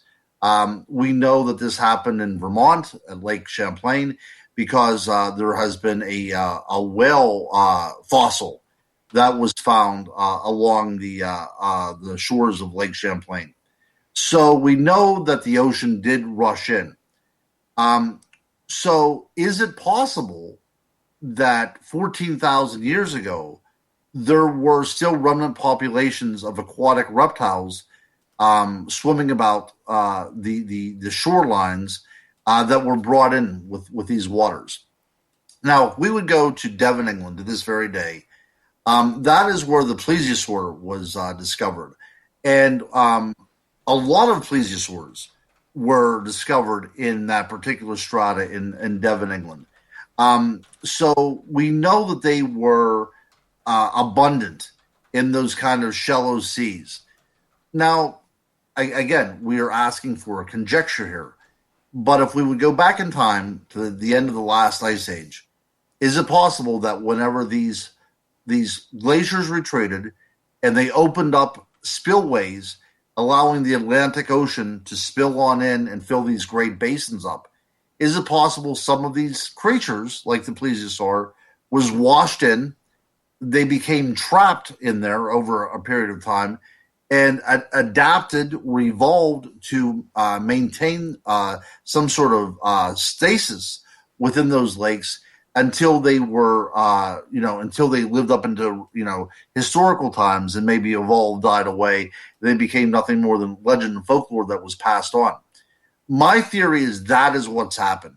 Because we know that there was a whale in Lake Champlain 14,000 years ago, leads me to believe that there were other ocean creatures that were brought into these lakes around the world.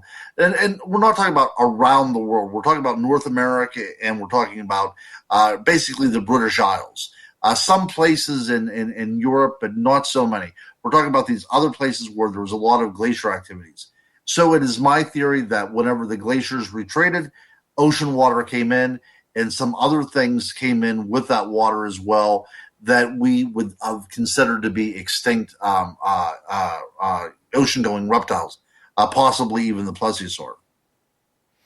Okay, so do you believe then there are dinosaur-type creatures swimming around our lakes? Because when I look at Ogopogo, I want to believe, my guess is it's a large white sturgeon.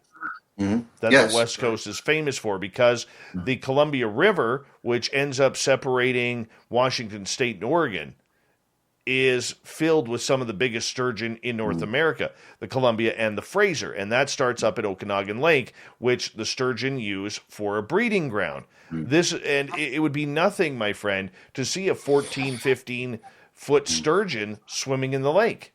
And they look very reptile-like as well. And we do know that whenever the European explorers came through and they were on these lakes, they often described fish that look like alligators, or like crocodiles, I'm sorry. And surely this is what they were looking at. Whether they be gar or sturgeon, they were seeing these fish that were known. Okay, so am I saying that right now in the lakes that there is something that is a remnant of prehistory there? Not so much. But what I'm trying to say is that 14,000 years ago, whenever these lakes filled up, there were indigenous populations around these lakes, and they may possibly have seen something that was either a remnant of a different time period, like an aquatic lizard from the age of the dinosaur, or simply very strange sea life that was brought very far inland that they could not describe, and they mythologized. But whatever the case was, there was definitely something in these waters. They weren't making this stuff up. Why do you think there's so little research done on these monsters and cryptids of the Great Lakes? Well, for one, when we talk about Lake Superior, we're talking about a body of water that is more related to an ocean than it is a lake. It has the same type of geography and atmospheric conditions and storms and waves. So there is something about these waters that is treacherous. People do research. Whenever I wrote my book on aquatic monsters of the Great Lakes, I had to sift through a lot of research, and most of it had to deal with invasive species, because there are invasive species that get into the lakes even to this day that are from the ocean. I mean, some of them are brought in accidentally, but some of them are finding their way from the Atlantic Ocean into the Great Lakes, like I said, even to this very day. So we do know that there are invasive species getting in there. Now, my goodness. Go ahead. Oh, I'm just commenting. Yeah, but I don't think that it's possible for an invasive species the size of, a 12 or 13 foot lizard creature getting into these lakes now. But what I'm saying is that one time the possibility was there, that it was an opening into these lakes, and things probably did get in there. Now, I don't know how long they could have survived for, but I think that there is a case to be made for that. Now, it doesn't necessarily have to be something as spectacular as a seagoing reptile from the age of the dinosaur to make this, scary in and of itself. What happens if some of these creatures are simply misidentified? For instance, in 1955, there was an attack in Lake Michigan that has been recorded as a shark attack. I know that sounds amazing, but there is actually a database of shark attacks around the world, and there was a little boy that was attacked in Lake Michigan, and that was recorded as a shark attack. People believe that a bull shark possibly went up the Mississippi River and gradually found its way into Lake Michigan. Now, in my book, I stated that it could have been a large pike, it could have been a muskie, it could have been other things besides of a shark. But whenever this incident happened, the witnesses all kind of confirmed that this boy was indeed attacked by a shark. So when we talk about these kind of monsters of the Great Lakes, it's very possible that we are dealing with a creature that is misplaced, but to a culture, a Native American culture, a First Nations culture, they were simply misidentified because they didn't, they couldn't wrap their heads around what was going on. Guru, I'm going to get you to hold on right there because we are going to go to break here at the bottom of the hour. Halfway through the show already tonight. It is flying by. The crypto guru, Ronald Murphy, is here once again, gracing us with his presence and his knowledge of everything from aliens to monsters to sea monsters, where we will continue right after this. We'll take your questions as well here on Spaced Out Radio. You got to be in one of our chat rooms, though. We'll be back on the mighty SOR right after this.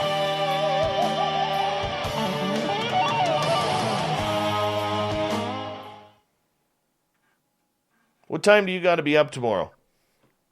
I can go as late as you want. Let's go the distance, buddy. We can do the distance. We can go the distance. I was going to bring that up about Jaws, based upon that in Toms River, New Jersey.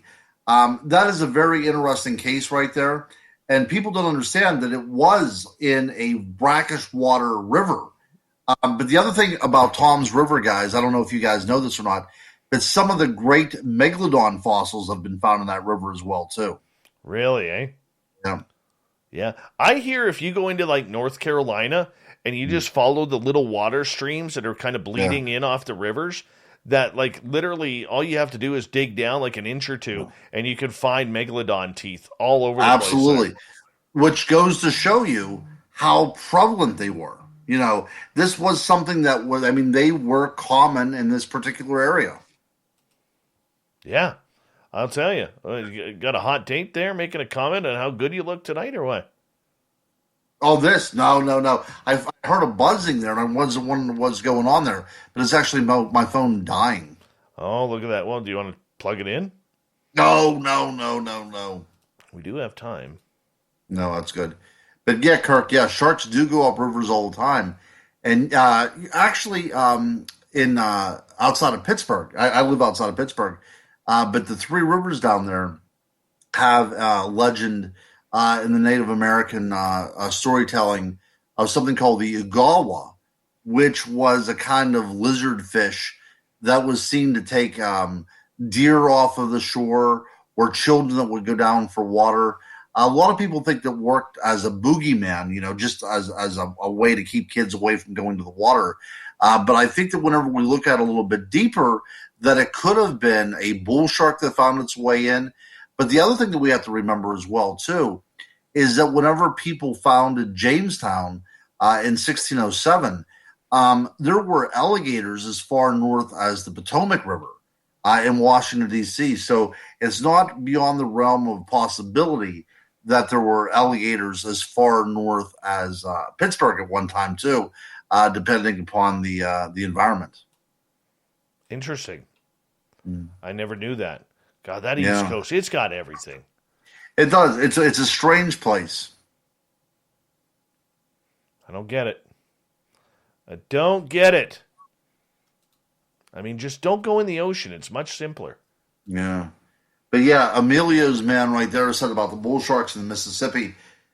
People catch bull shark in the Mississippi all the frickin' time.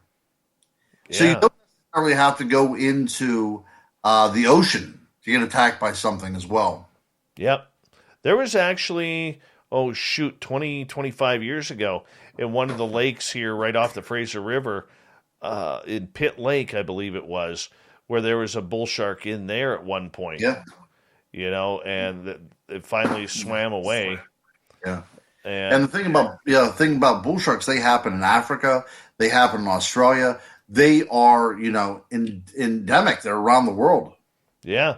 And the fact that they can survive in both fresh and salt water. Yep. I mean, they need more salt water than fresh, but they can survive in both. I mean, that's just scary right there. Yeah. They have the ability, one of the few animals that have the ability that they can acclimate themselves into being just freshwater fish. So as long as you have enough of that brackish type of medium in order for them to adjust to, they can go full on freshwater. Mm-hmm. Bull sharks are like Vinny and Fap in our chat room at the bingo hall. Oh yeah, they are aggressive. They are aggressive. It's very true. We got about 1 minute here, just over 1 minute, brother. This is a good time tonight, man.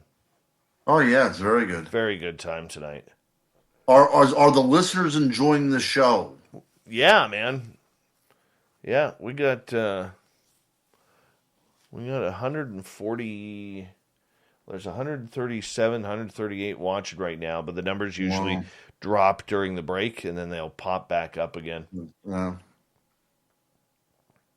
That's a nice total. It is. Kira says, Ronald, you are great. Don't make eye contact with the guru. He doesn't like it. Guru doesn't like it, Kira. I'm teasing.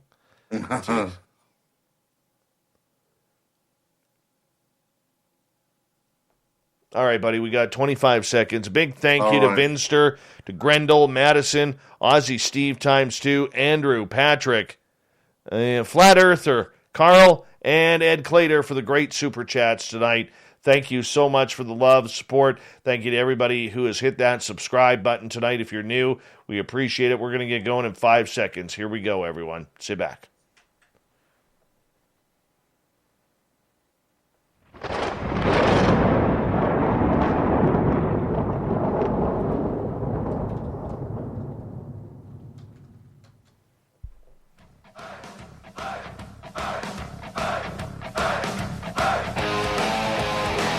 We pass the halfway point of Spaced Out Radio tonight.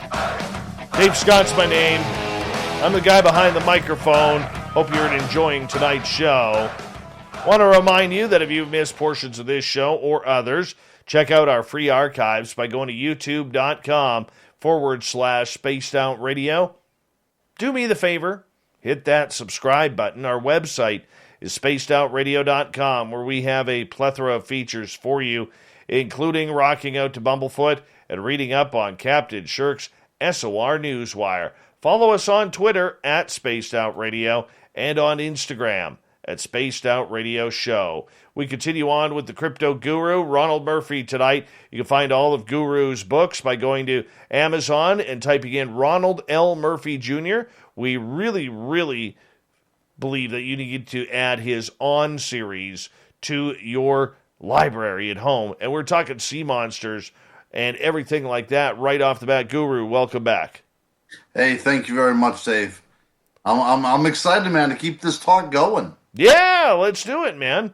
Let's do it. Okay, we've talked about, the potential of dinosaurs going around, and I want to put a caveat on that because I was talking to a couple of other cryptid investigators the last couple of weeks, Ron, and they keep saying that all of these little mini dinosaurs, like mini raptors, mini Tyrannosaurus rexes, and other things seem to be popping up in that Texas, Arizona, New Mexico, Oklahoma, Arkansas type of area. Are you hearing this as well? I am. Absolutely. I'm hearing a lot of this kind of stuff. And actually, it's been going on for probably about, I would say 15 years. There have been reports coming out. Slowly at first, but now with the internet, things are spread so much more widely. What do you think is going on there, Dave? I don't believe it. I want to.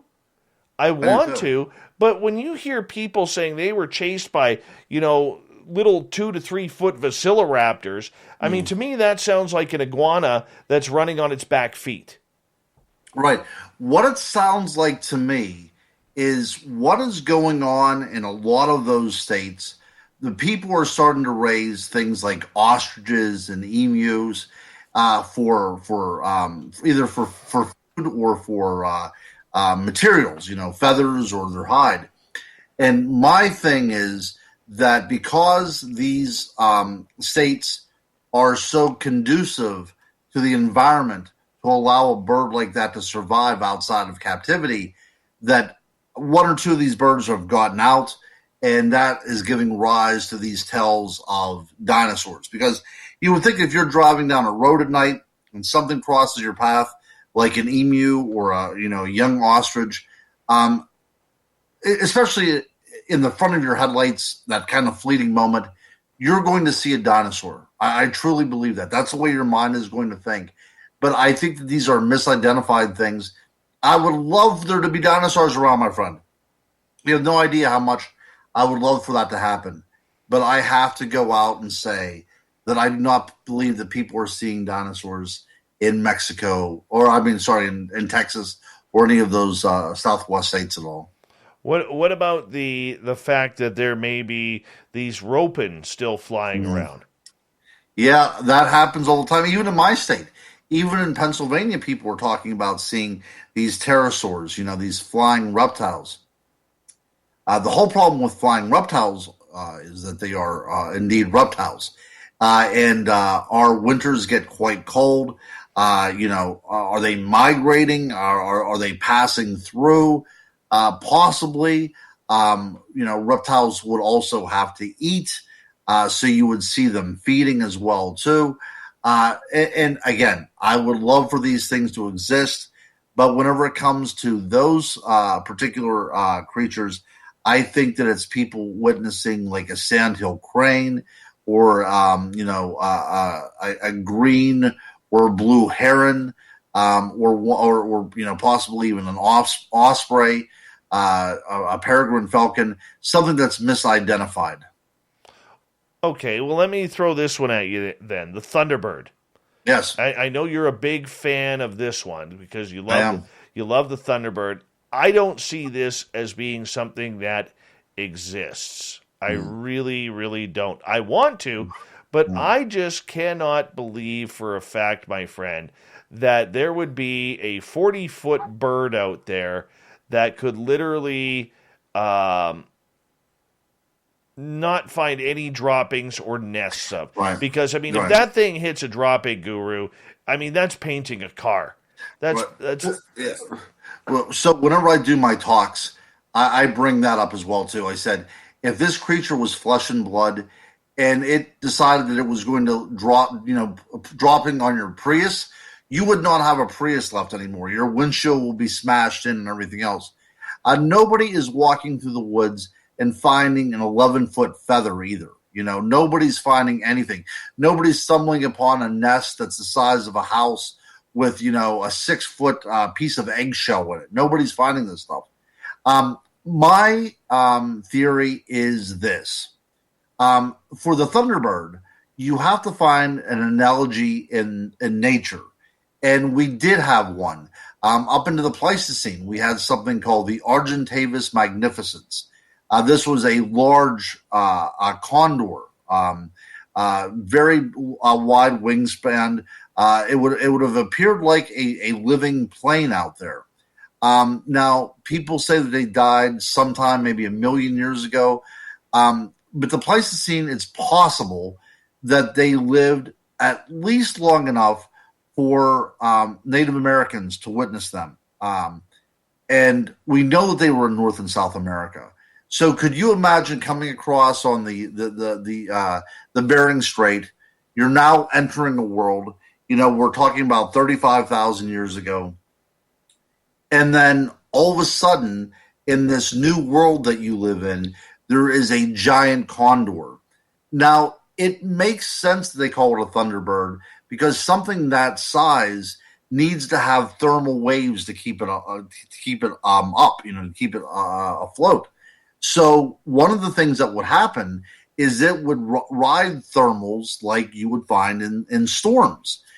So whenever you would see this bird, it would be analogous. The analogy that you would make is this is a Thunderbird because pretty soon you're going to start hearing thundering and lightning because it's riding in on these storm thermals.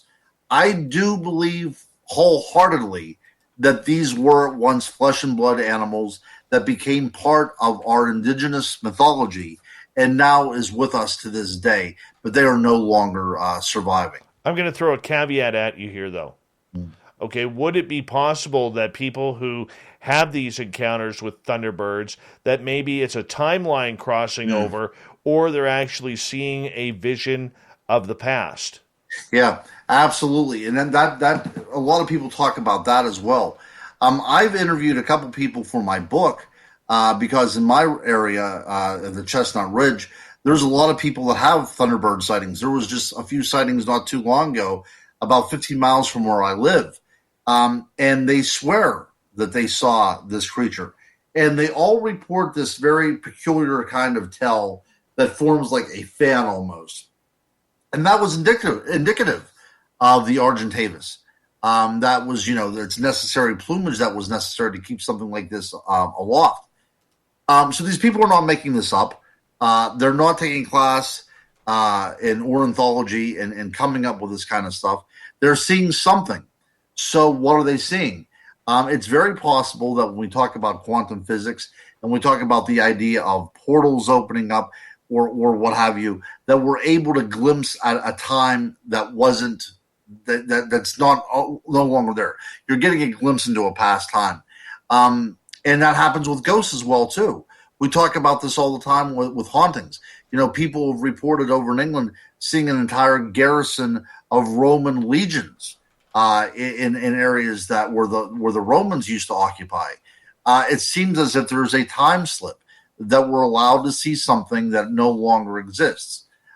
Or again, we have the idea of the fairy, and I keep on coming around to this because I'm trying to find something that makes sense on a cultural aspect around the world. And I know in Wexford in Ireland, if we have any Irish listeners on here, they could actually weigh in on this, that there is a particular fairy creature there that transforms itself into a very large eagle. So, is that possible that people are seeing these giant birds and what they are witnessing is some sort of elemental energies that is transforming itself into a bird that's actually not really there all the time. It's just a transformation process. Something to consider, because at this point we're just grasping at straws anyways. Getting back to the sea monsters of North America, the landlocked ones, do you believe that they are very passive, or that they are, let's say if they are real, that they are passive and that they're really not showing any type of aggression towards boats, towards humans, or anything? Because, I know in Okanagan Lake, there have been sightings that have been like 15, 20 feet from shore. And this creature has not attacked people or anything. Now, we don't know that for a fact. Somebody goes and drowns mysteriously in a lake. You don't know if it was pulled under or something, because the creature's not supposed to exist. We really don't know. But I'm just curious what your thoughts are on that. Well, I hate to be a bummer, because I want to look at this from a different point of view. I've had the opportunity to investigate Loch Ness in person, and whenever you look at the water, you can see the undulation of the waves. It looks very reptilian in a way, just the way, because it's such a narrow lake, and the way the water is kind of forced into that lake and the way it travels, there's a slight undulation to it. So if the monster does not exist in there, the personification of the lake into that monster makes sense to me. Now, whenever you look at the other Great Lakes, like Lake Erie, Lake Huron, Lake Michigan, they seem to have monsters that ply their waters that are a lot more benign. They're not aggressive. People see them. They're frightened by them, but nothing really happens. And besides that one incident in Lake Michigan, you don't really hear anything else of attacks. Now, whenever you get up to Lake Superior, things become drastically different. The idea of the Edmund Fitzgerald sinking, there are whispers that might have been actually caused by a lake monster. Up there, because that water is so wild that it makes sense to me from a cultural point of view to personify those waters as a creature that can do grave damage. Simply because of the makeup of the lake itself, the same way we look at a reptilian-like creature in Loch Ness. So I think that when we're dealing with a body of water, we can kind of assume what kind of creature is going to be in there. And because Lake Superior is so deep and so wild, their creatures tend to be a lot more aggressive and a lot wilder than the other ones. All right. Crypto guru Ronald Murphy, let's go back onto land here, my friend, because there's a lot of interesting sightings around. We talk a lot of Bigfoot and Sasquatch on this show, but I know you're also tracking on the trail of Dogman. Oh, yeah. Absolutely. Absolutely. One of my favorites. People think it's the new kid on the block, but it's really not. In places like northern Michigan, the Dogman have been reported since, the 1940s, 1950s. And when we talk about a canid with intelligence, and basically that's what you're dealing with whenever you talk about a dogman. You're talking about something that resembles a creature like a dog, but it has intelligence with it. So then you go into the realm of the werewolf, and that's been around with us since time immemorial as well. For people who may not understand what the Dogman is, I think everybody's familiar with Sasquatch, but I don't think they may know what Dogman is all about. What's your thoughts on this creature? Where do you think it is? It what a mythical variety that all of a sudden came into the sightings? Because it didn't start with the Beast of Bray Road, which Linda Godfrey had reported on it. This is a story that has been going on for a long time. Oh yeah, absolutely, and it's been going on. Again, when we talk about these kind of things, it's been going around the Western world for millennia. A dogman in America is a creature anywhere between the 6 foot, up to 8 to 10 feet tall, rivaling the size of a Sasquatch, and it's usually bipedal, or it's quadruped, and then it goes bipedal, covered in hair, that has the snout and the head of a dog. and hence the name Dogman. One of the first reports I ever had of this, and this took place in a school break room. One of the teachers said that she was out spotting, and we do this here in Western Pennsylvania, where people drive around with a spotting scope, looking at the deer in the field to see if there's any big buck and everything, getting ready for hunting season. And she had said that she was using a spotting scope, and there in the field was a creature with the head of a dog, but the body of a human.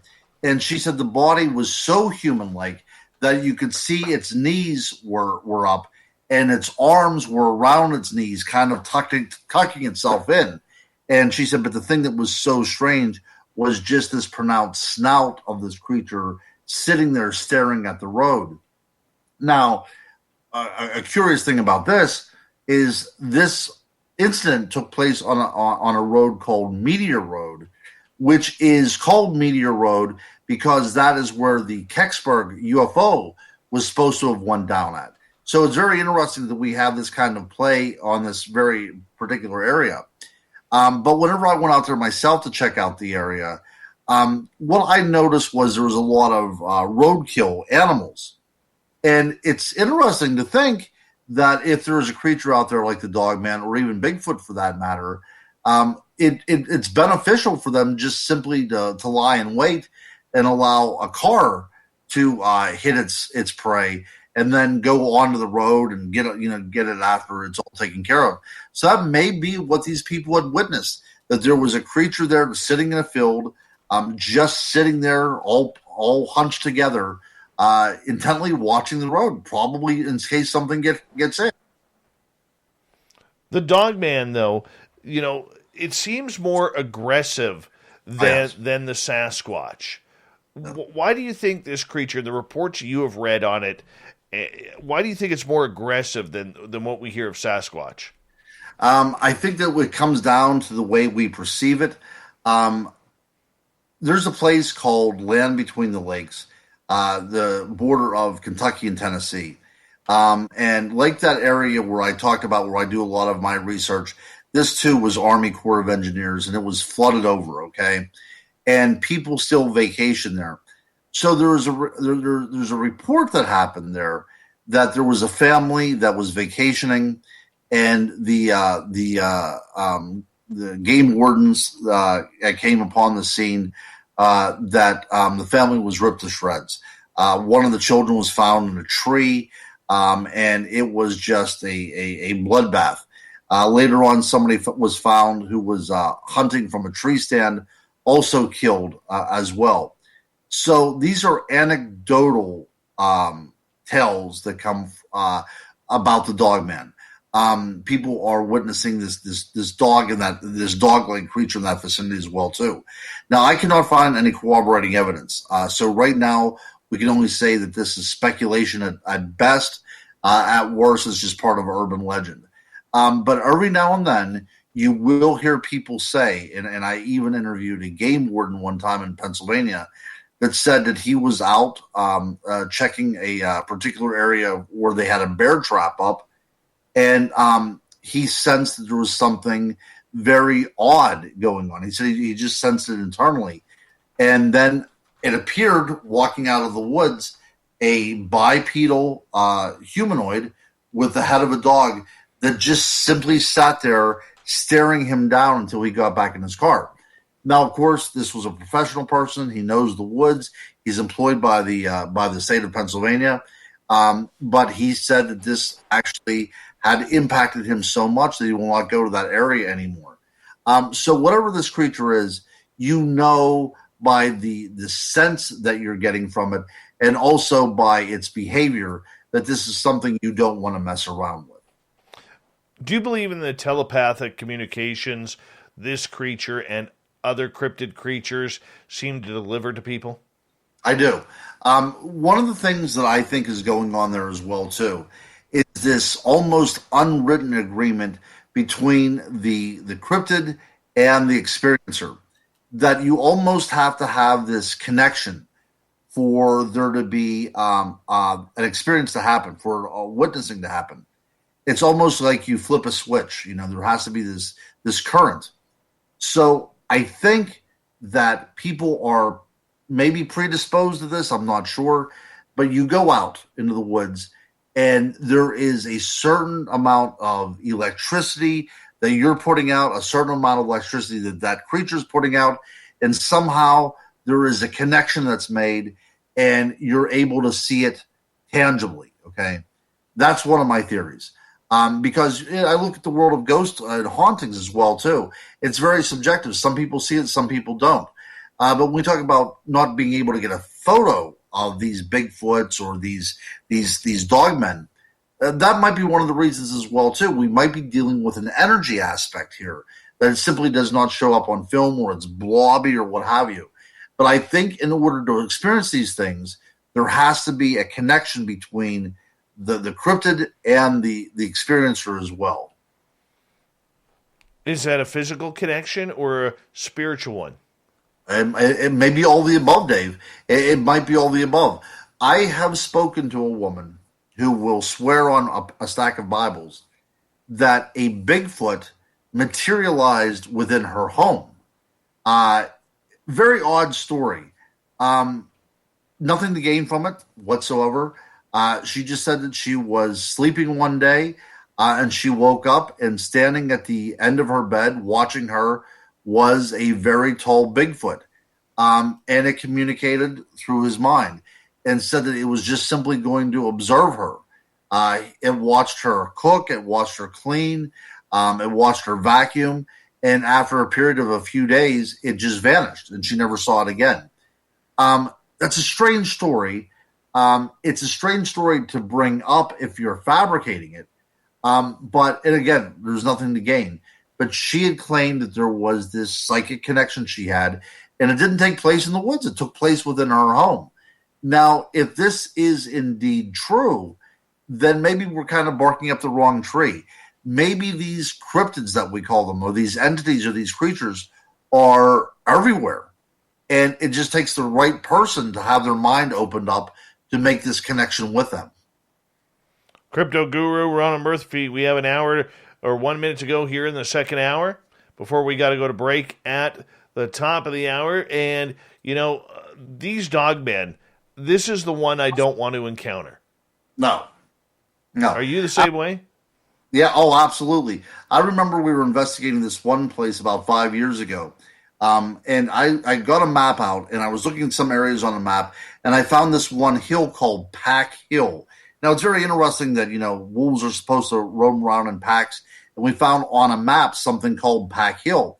So we decided that we would investigate this. So we went up into the hills, and we found a small cave up there. And one of the investigators went into it, and they said, "Aren't you coming in?" And I said, "No. For one thing, I'm very claustrophobic. And the second thing is I have no desire to be ripped apart by a dogman." But it's interesting to think that if this creature is out there, that I don't want to mess with this at all. I'm afraid of yappy little dogs, let alone, a 10-foot tall wolf-like creature. So, yeah, I want to leave that pretty much to itself. All right. Well, Guru, we got you for one more hour here on Spaced Out Radio. Right. Hard to believe we're already 2 hours down. 1 hour to go with Crypto Guru Ronald Murphy. You can find all of his books on Amazon. Type in Ronald L. Murphy Jr. His On series is incredible. His writing style, perfection. His beard, magnificent. Spaced Out Radio continues right after this.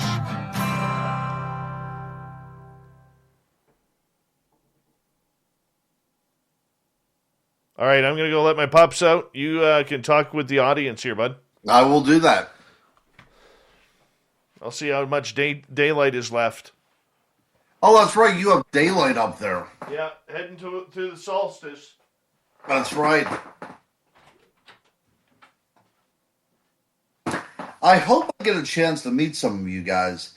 I hope there are some conferences coming up. I know that you guys are all over the place, but I do enjoy talking to people in person. Yeah, I agree with you. Talking about Dogman kind of gives me shivers as well, too.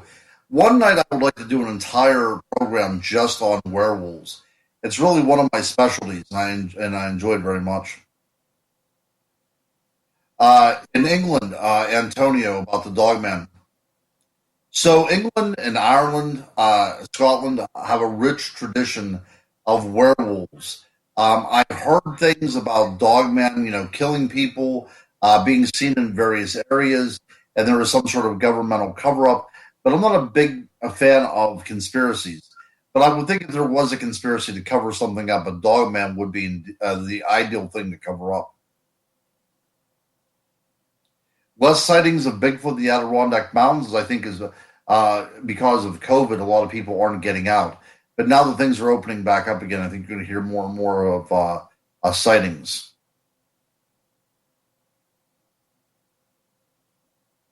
Yeah, Kirk. Again, that's what I said about this connection. I think that these creatures, if they are indeed flesh and blood creatures and part of our world, at least momentarily, they have to have some sort of idea whenever people are talking about them. I do like that. Yeah. Kirk, absolutely. Ancient Middle East is full of dogmen. Again, a werewolf show. We could do something on cynocephalia, dog-headed men. We could discuss Anubis. I would love to do that. Silver Bullet, one of my favorites. And Jazz, I'm getting sleepy as well. It's 2:02 here where I live.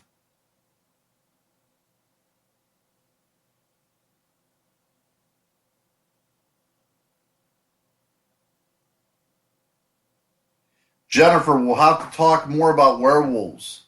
And I want to hear about your encounter. Right today, even asked him to have a show just on werewolves.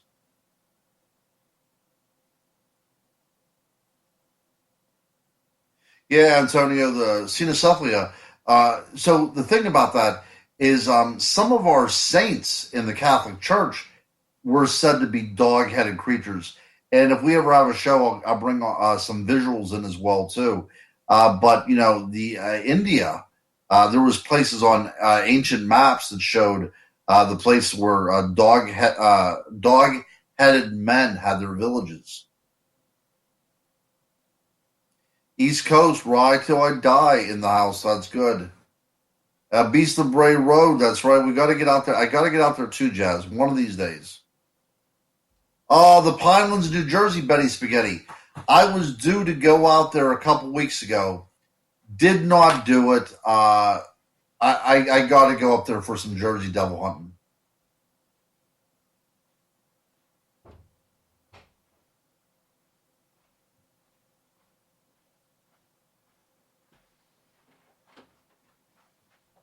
Betty Spaghetti. One of my favorite dinners is spaghetti. Oh, big black cats. See, the thing about big black cats there, Dan or Brad, is that they are also fairly synonymous with the black shuck, which is the big black dogs. So again, we can have a huge conversation about that one of these days as well.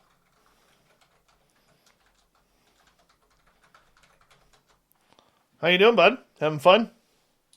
Yeah, this is awesome. Rock and roll, man.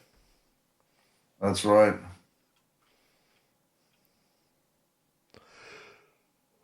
I apologize for my yawning. Been a long week. Oh, I've had a Monday every single day of this week, starting back to last Sunday. So imagine Sunday to Friday, nothing but a Monday. Oh, my goodness. Awaken Asleep Sheep, how are you? Welcome to the chat room. Anywhere you want to touch on? No, I like how it's kind of driven by these folks here. This is great. Mm-hmm. I want you to tell some stories, man. You got great stories. I think we could probably tell some stories. That's right. I know you can. You're the guru. We got 1 minute, buddy. All righty.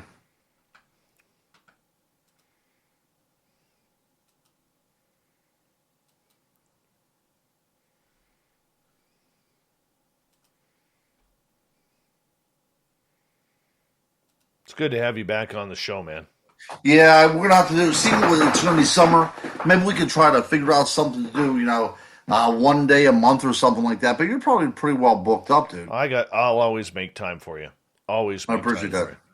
Yeah, you just, we'll talk off the air, and we'll work that out. Big thank you to Grendel, ×2, Vinster, Madison, Steve, ×2, Andrew, Patrick, Flat Earther, Carl, and Ed for the amazing super chats tonight. Really do appreciate the love and support. Here comes hour 3. Guru's going the distance with us. Here we go.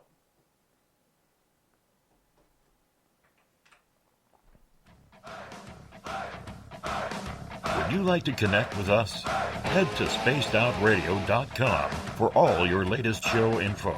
Now, back to Dave Scott and SOR. We're kicking off the third and final hour of Spaced Out Radio tonight. My name is Dave Scott. Thank you so much for taking the time to hang on out with us and be with us through the Crypto Guru tonight. Want to say hello to everyone listening in to our terrestrial affiliates across North America and digitally on TalkStream Live, Revolution Radio, and KPNL. All of our archives are free by going to youtube.com/Spaced Out Radio. Just do me the favor, hit that subscribe button. The Desert Clam has set the password for tonight in the SOR Space Travelers Club. Casadrosis. Casadrosis is your password.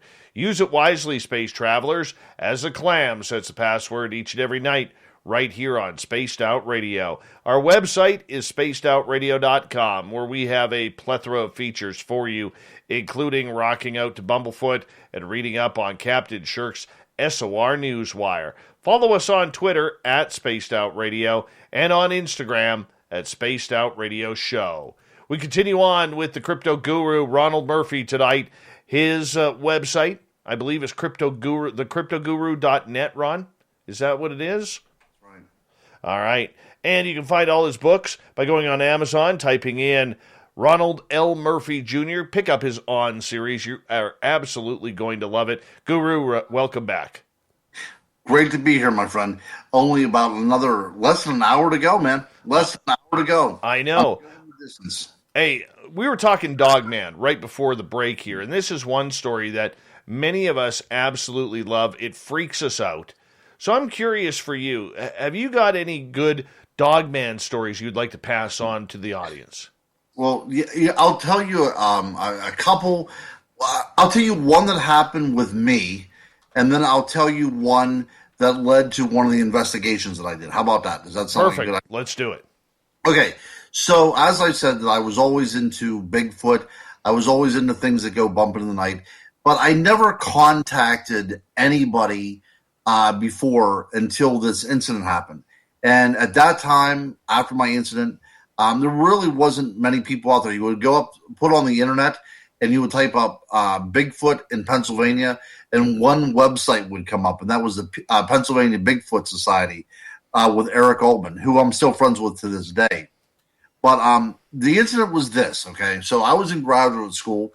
I was going to Indiana University of Pennsylvania, which is in Indiana County, which is kind of north central Pennsylvania. And we lived, my brother and I, we lived near the woods. So we were probably about 3 miles outside of town in a very residential area, to the point that the residential area now became woods. And the woods was owned by the college, so it was protected land. You couldn't do anything there or anything like that. So it was pretty wild. And we would get deer in our yard, and we would get turkey in our yard, and there were foxes and all this other great stuff around. However, we lived there for about 3 years.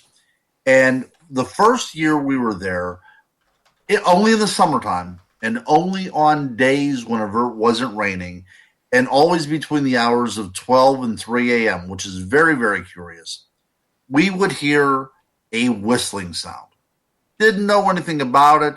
I'm not a big bird guy. I had no idea what could be making that sound, but it was a high-pitched whistling sound.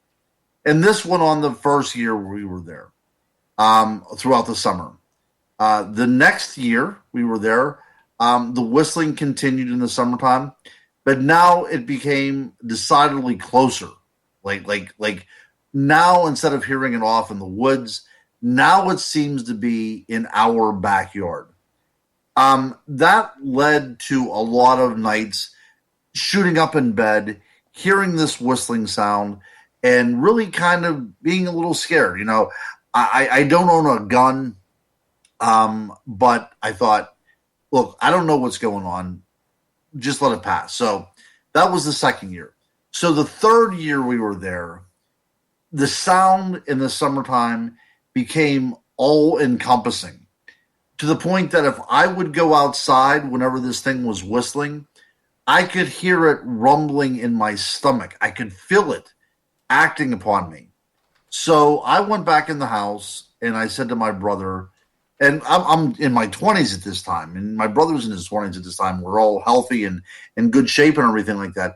And I said, if we hear this again, we are going to go out and investigate it. So sure enough, the next day, and it was probably about 1 o'clock in the morning, like I said, always between the hours of 12 and 1 a.m., 12 and 3 a.m., we hear this whistling again. So I grab a sword, because every guy should have a sword, and my brother grabs a baseball bat. And we decide that we're going to go out and find out where this is. So we go out, and this whistling was permeating the night. And it's like woo, woo, that kind of a thing. More of a whoop than a whistle, but it sounded like a whistle. Anyways, so we are beside each other. I have a sword. He has a baseball bat. And we start going to where our yard meets the trees in the back of the yard. And we get to, I assume, within almost sight of this creature, because the sound is so loud, that this creature starts whistling, that continual whistling going on. But as it's whistling, it now begins to growl at us. But it wasn't an ordinary growl like a dog. It was a very heavy, wet growl, to the point that you could hear it taking in air. You could hear it as if there was a dog that might be barking too much and it starts, having spit and foam and things like that. You could hear it bringing in a breath that was very wet in order to produce this growl. But simultaneously, as it was growling at us, it was also making that whoop sound. So what my brother and I did is we turned around and ran like hell back to the house. The thing never came again. Now, for 3 years this was going on. Never came again. And then one day, one of our neighbors was out in the yard, and I just mentioned to her, I said, do you ever see or hear anything strange around here? And she said, oh, I'm always in bed by 9 o'clock, that kind of things. And she was in her little flower garden. And I turned to walk away, and then she looks up from her flowers, and she goes, there was that one case, though, where something that looked like a man was going through our garbage. So they kind of knew that something was going on, but we never heard that sound again after we kind of investigated to look for it. Now, that's what led me to contacting Eric Altman at the Pennsylvania Bigfoot Society, because at that point, there was no kind of dog man to judge anything off of. But with that growl, that very canine-like growl, I'm almost convinced now that what we had encountered was something more along the line of a dog man than a Bigfoot. Again, I'm skeptical. I have no idea what that could have been, but I know in the realm of the animals that I know, this was nothing that I could relate to, whatever was going on. So, was there any evidence that you guys saw? Look, again, this is before I was an investigator. This is whenever I was still an armchair researcher. We did not follow up and go back into that grove of trees or anything like that. The only thing that we had was that terrible, terrible sound that we heard. And I can still, and if you would call my brother up right now, he would tell you the exact same story, because it affected him so much as well too. When we called the Bigfoot researchers up, they brought out a microphone and recording devices, and the thing never returned. Never returned. After the time that, like I said, we went to actually confront it, that was the last time it came around. Interesting. Yeah, it was. It was. And like I said, this is one of those times whenever I had an interest in this. I was reading books about it. I was doing some cursory research. But it's really whenever you get to these kind of experiences that you have to really kind of say that there's more out there than meets the eye.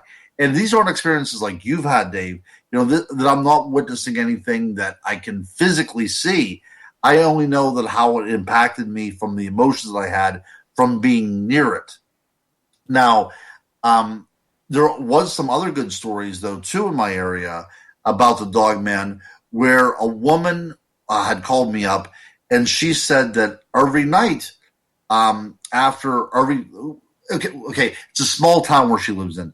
Probably a town of several hundred people, and the only store there is a little, like a little gas station mini mart type of thing. So that usually closes up around 9 o'clock. And she said after the gas station closed up, these three creatures that walked on two legs but had the heads of a dog would go to the dumpsters behind the gas station, and they were so tall that they only bent over to reach in there. They didn't have to get up into the dumpsters at all. They just bent over to go through the dumpsters. And that particular case is what led me to look at the map of that area and find out there was a place called Pack Hill, and that led to our discovery of that small cave up on top of the hill as well. But, yeah, those are two of the very strange things that I've had about somebody physically seeing these creatures, and then the sound that I've had as well, too. Now, I talked with other people that said that they've got home from work right whenever it was getting evening. They close the car door. They feel like they're being watched. They turn around, and something is out in the field standing on two legs that has the head of a dog and two red glowing eyes just watching them. Not confronting them, not doing anything else, just simply watching them as they go into their house. Now, this is not my research, but this is from other people's research, and it was up in Maine, as a matter of fact, where whenever I said about these creatures that were actually knocking at the door and calling out people's names, people were looking out the windows, and they could see these creatures that appeared to be walking on two legs and had the head of a dog that were the ones that were calling out the names and knocking at the doors as if there was a human intelligence to them. That would be great. Encountering something like that, like, holy cow, dude. Exactly. So what is their agenda at that point? I don't know if it's just simply to make these people pray. I think there's something much more diabolical going on. Do you think these creatures are related to the Hounds of Hell? I do. Before you came on, I was actually talking to one of the guests on here. In folklore during the Middle Ages, you had something called the Black Shook, which is kind of this church dog, kind of an ambiguous figure. Sometimes it was seen the protector of a churchyard. Sometimes it was seen as, some sort of haunting entity as well, too. But then whenever we get to the idea of the Hounds of Hell, these things that are unleashed upon us, there are cases actually in the Renaissance where miles apart from each other, the church doors were swung open, and a black dog, went right down the center aisle, found a man and his son, went to the pew, tore their throats out, then simply exited the church after they were done, as if they were looking for these two people in particular. And whenever this was going on, there was a terrible, terrible storm. And whenever this creature showed up at the other church several miles away, a lightning struck the tower and brought the tower down. So it seems as if there's something, as I said, supernatural related to these creatures as well. Supernatural how? That they have knowledge. They have some sort of, foreknowledge of where people are going to be. They have some sort of cognition about what's going on around them. They will sometimes experience bilocation, being in two places at one time. So there is definitely something other than animal instincts working on. For instance, whenever the one animal that was said to go into the church and tore out the father's throat and his son's throat, it seems that they were targeting these two people for a reason. Okay, and if you go to that church to this very day, on the door of that church is the claw mark said to be left by that demonic black dog. Is there a relationship to werewolves? Oh, yeah. Sure. So whenever we talk about werewolves, and Dave, this will be an awesome show. I know that we've had shows before where we touched on werewolves, but we really need to get a 3-hour show out there on werewolves. The reason why they're called werewolves is because the W-E-R-E, that's a medieval term that means man. So we're talking about a man-wolf, a wolf-man, and the reason why they're called a wolf-man is not so much of their appearance, because whenever they were represented in manuscripts, they were almost always depicted as just a dog-like thing. The reason why they were called werewolves is because they had human intelligence to them, and sometimes even human speech. So that's really one of the things that we're dealing with here. Early on, we're not talking about something that's bipedal that's walking around. We're talking about a very large dog creature that has intelligence to it and self-awareness to it. We talk about the Beast of Gévaudan that took place in the time of the French and Indian War here in the United States. It killed over 110 people in the province of Gévaudan in France. There was something going on. There was some sort of intelligence acting on this creature, and some people claim that it was shot by Jean Chastel, and some people claim that it was never killed at all. So whatever happens with that, that's a mystery in and of itself, and that's probably an entire segment just on itself about the Beast of Gévaudan. But yes, so whatever we're talking about, a dogman, a werewolf, we're talking about an intelligent creature that is working not only on animal instinct, but also some sort of cunning. For werewolves, when you talk werewolves, are we looking at the Hollywood version here where people are transforming on a full moon? See, that's a good question, right? And that's the thing that we have to talk about even with the dogman as well, too. Are we talking about a creature that is always in that form, or are we talking about something that transforms? These are great questions, okay? And, of course, then we have to come out to the understanding are these creatures, is a human being able to transform? I spoke to one gentleman who claims that he was attacked by a werewolf. And this is a cool story. Happened about 6 years ago. He was working at a psychiatric unit in upstate New York, and it was a full moon. And one of his patients went through what he calls a transformation process. Now, he didn't change. He didn't get the teeth. He didn't get the fur or anything like that. But his whole demeanor changed to the point that his mouth developed into a snarl. And that man genuinely believed that he had transformed into an animal and went about attacking people, even though there was no actual transformation that took place. So it was enough for that man to believe it in order for him to enact it, okay? And if we look at some of the great traditions around the world as well, too, when we talk about the berserkers and Viking cultures, where they would don the fur of a bear and to believe to take on the capabilities and aspects of a bear, but they also took on the capabilities and aspects of a wolf as well, too, whenever they put on the fur of a wolf, and they were called the drinkers of blood. So sometimes it's just in the mind, convincing somebody that you were able to do that. But again, like I said, I have probably 4 or 5 great stories that happens from the Middle Ages and the Renaissance that deals with werewolves. But we probably should leave that to a different topic. Let's just say that the humans very rarely are depicted as transforming into an animal as much as their mind is transforming into an animal. So is it psychosis? Yeah, I think that's what's going on in a lot of these cases. If you would look at some of the medieval manuscripts, we see somebody that is in disheveled clothing and disheveled hair, which is kind of like the iconography for someone that has some sort of mental health problem. So it's a human figure on all fours, oftentimes wearing clothes with like a baby in its mouth to show that it's being animalistic as well too. So for the most part, we're dealing with some sort of psychosis. Now, where that psychosis comes from is another matter. A lot of people believe that you can transform into a werewolf by making a pact or deal with a devil. Sometimes the devil would give you a salve to rub on your body, or sometimes he would give you a belt made of wolf skin.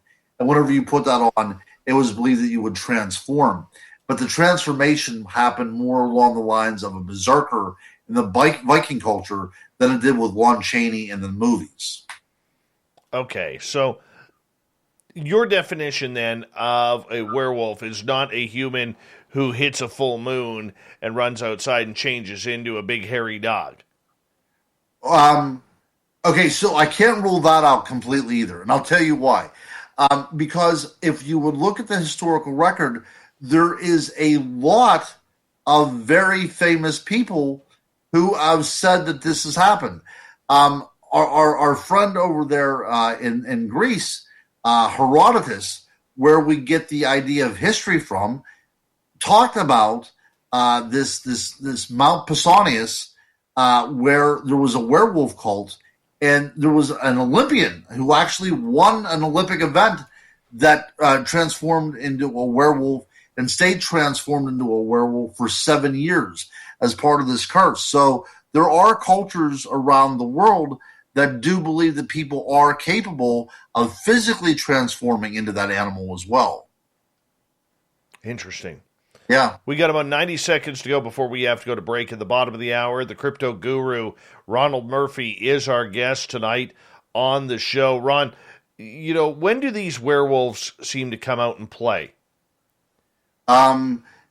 Well, the interesting thing about werewolves is they can take on this form in the daylight as well too. We tend to see it happening with the moon and everything, because that is when a Hollywood writer wrote that into the Wolfman. That was all make believe. That whole if you say your prayers by night and all that stuff. But werewolves are capable of predation at any time, day or night. One of the reasons why I think that it's much more frightening is because wolves will naturally howl, and people said they howl at the moon and everything. But the other idea too is there's that latent belief in there of lunacy, that there is that you're becoming influenced by the moon, and thus your mental health is related to the cycles of the moon as well. Excellent. And for that means that we don't have to worry about dating a guy or a girl if we're single, or our spouse all of a sudden turning into a big hairy beast. Nope, because whenever we come back, I have a story to tell you about that. All right.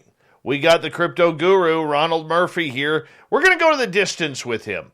Why? Because the guru hasn't been on in a while, and sometimes you just need a little bit of extra guru time. That's right. You never go wrong when you got a little crypto guru action happening on Spaced Out Radio. I'm loving it. I know the audience is loving it. I know you're loving it.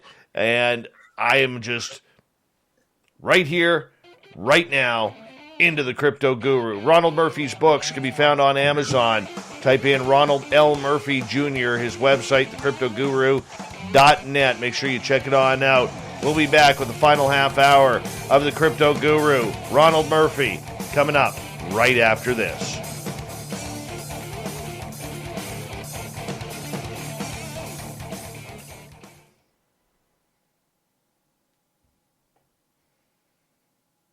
All right, we're clear.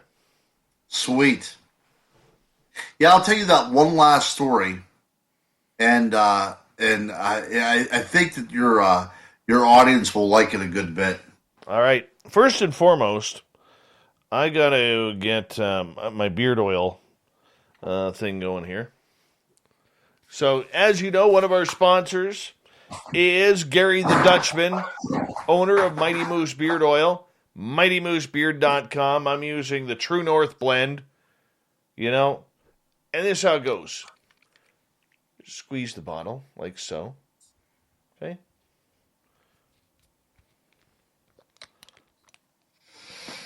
See, it's nice and full. And drip it into your hand like so. That's all you do. Just like that. And then, it's simple, Ron. Guru, you have one hell of a beard. You just massage it into your hands like so. Get your hands nice and covered so they're nice and shiny. And then you just massage it in. Wow. That's it. Massage it in. And for the ladies out there, because there is no chemicals, Gary the Dutchman isn't very much into chemicals. You take that rest of that after you massage it into your beard and you rub it into your hair. You rub it into your hair because that's what you can do with Mighty Moose beard oil at any time. And sure, your hair may look like a mop, but it's healthy, it's proper, it's everything you need it to be. So you go to mightymoosebeard.com, order it up. It's a great Father's Day present. For the ladies, it's a great Ladies' Day present. And all you do is massage it in. You don't get split ends or anything like this. That's all you do. It gives you a nice sheen. And you know what yes, Fast Hemi, it will work on butt hair. Yes, it will, because Gary the Dutchman, being as cheap as he is for a Dutchman, is going to give you a promo code of SOR 2019. So if you use SOR 2019, Gary the Dutchman is going to grind his teeth, but he's going to say, damn it, I shouldn't have agreed to that because I'm cheap and I'm a Dutchman. But he is going to say, hey, I'll match that. I'll make that happen. And you make sure, darn sure, that you use mightymoosebeard.com with promo code SOR 2019. Remember, it's all in Canadian money, and you make sure... weird. Who's Ray? Somebody was just upstairs yelling Ray. In the back or front? Sounded like in the back. Like our yard or in the greenbelt? Like our yard. Damn it. All my doors are locked. Like how long ago? It just woke me up. Weird. I have all the lights on in the house. All right. Hey, Guru. Yeah. I'm going to ask you a quick question, and then I'm going to go check my yard, okay? Okay, yeah. All right, so you just continue on with a little bit of story time, because if there's somebody running around my yard, I'm going to go get my big dogs and go give them a little bit of a... Is that what's supposed to be going on right now? Somebody wandering around the yard? I don't know. I'll reintroduce the show here in about 2 minutes. Sure, and I'll tell my story. Yeah. Up here, you don't have to go armed. I mean, this is Canada, man. You bring a hockey stick and some moose oil.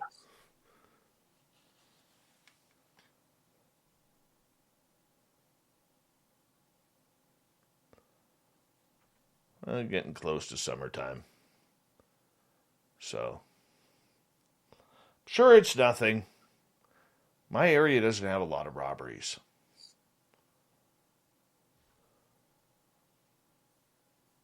And then I'll just sick my dogs on them if they're in my backyard. Heck yeah. Yeah.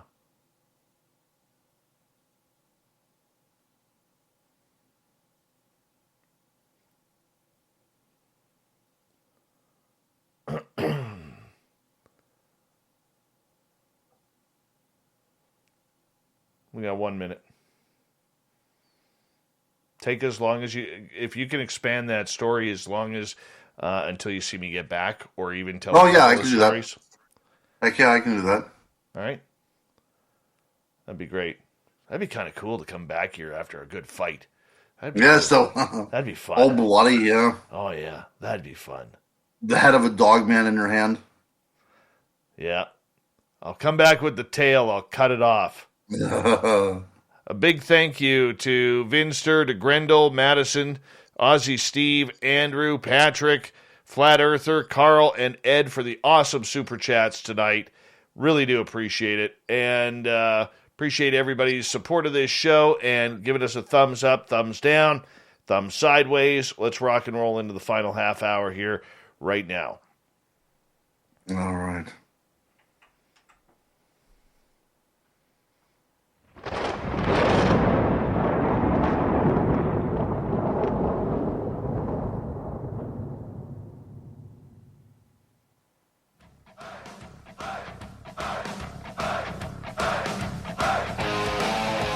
We rounded third. We're heading for home tonight on Spaced Out Radio. My name is Dave Scott. Thank you so much for taking the time to join us. We really do appreciate earning your listening ears wherever you are on this beautiful planet we call Earth.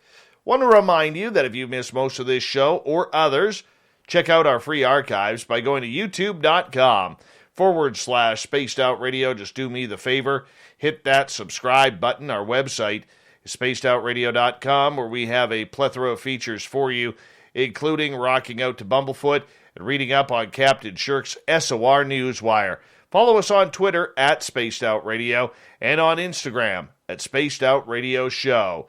For the final time tonight, we introduce the crypto guru, Ronald Murphy. His website, thecryptoguru.net. Find all his books on Amazon. Right before the break, you were wanting to share some stories about werewolves, Ronald. That's right. So we talked about this earlier, about the idea if a human being is actually capable of transforming into an animal. So let's talk about that for a little bit. We know that in the Paleolithic, in the Old Stone Age, that there were rock paintings, cave paintings. And we know that one of them in a cave called the Room of the Sorcerer, there was what appeared to be a human transforming into an animal. Now, that animal wasn't a wolf. It was actually a deer creature. But the idea that a human being was able to transform into an animal was part of the human understanding, at least in shamanic senses, back in the Old Stone Age. So that's our question. Can a human being transform into a beast? Well, I have a story to tell you. And this is what took me down to this area where I started at the very beginning of the show, where I do so much research. There was a little New Age shop that sold crystals and incense and things like that in a very small town where I grew up in.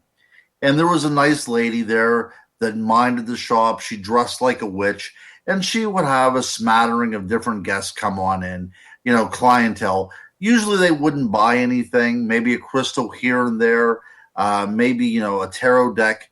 But for the most part, she was there to hear stories.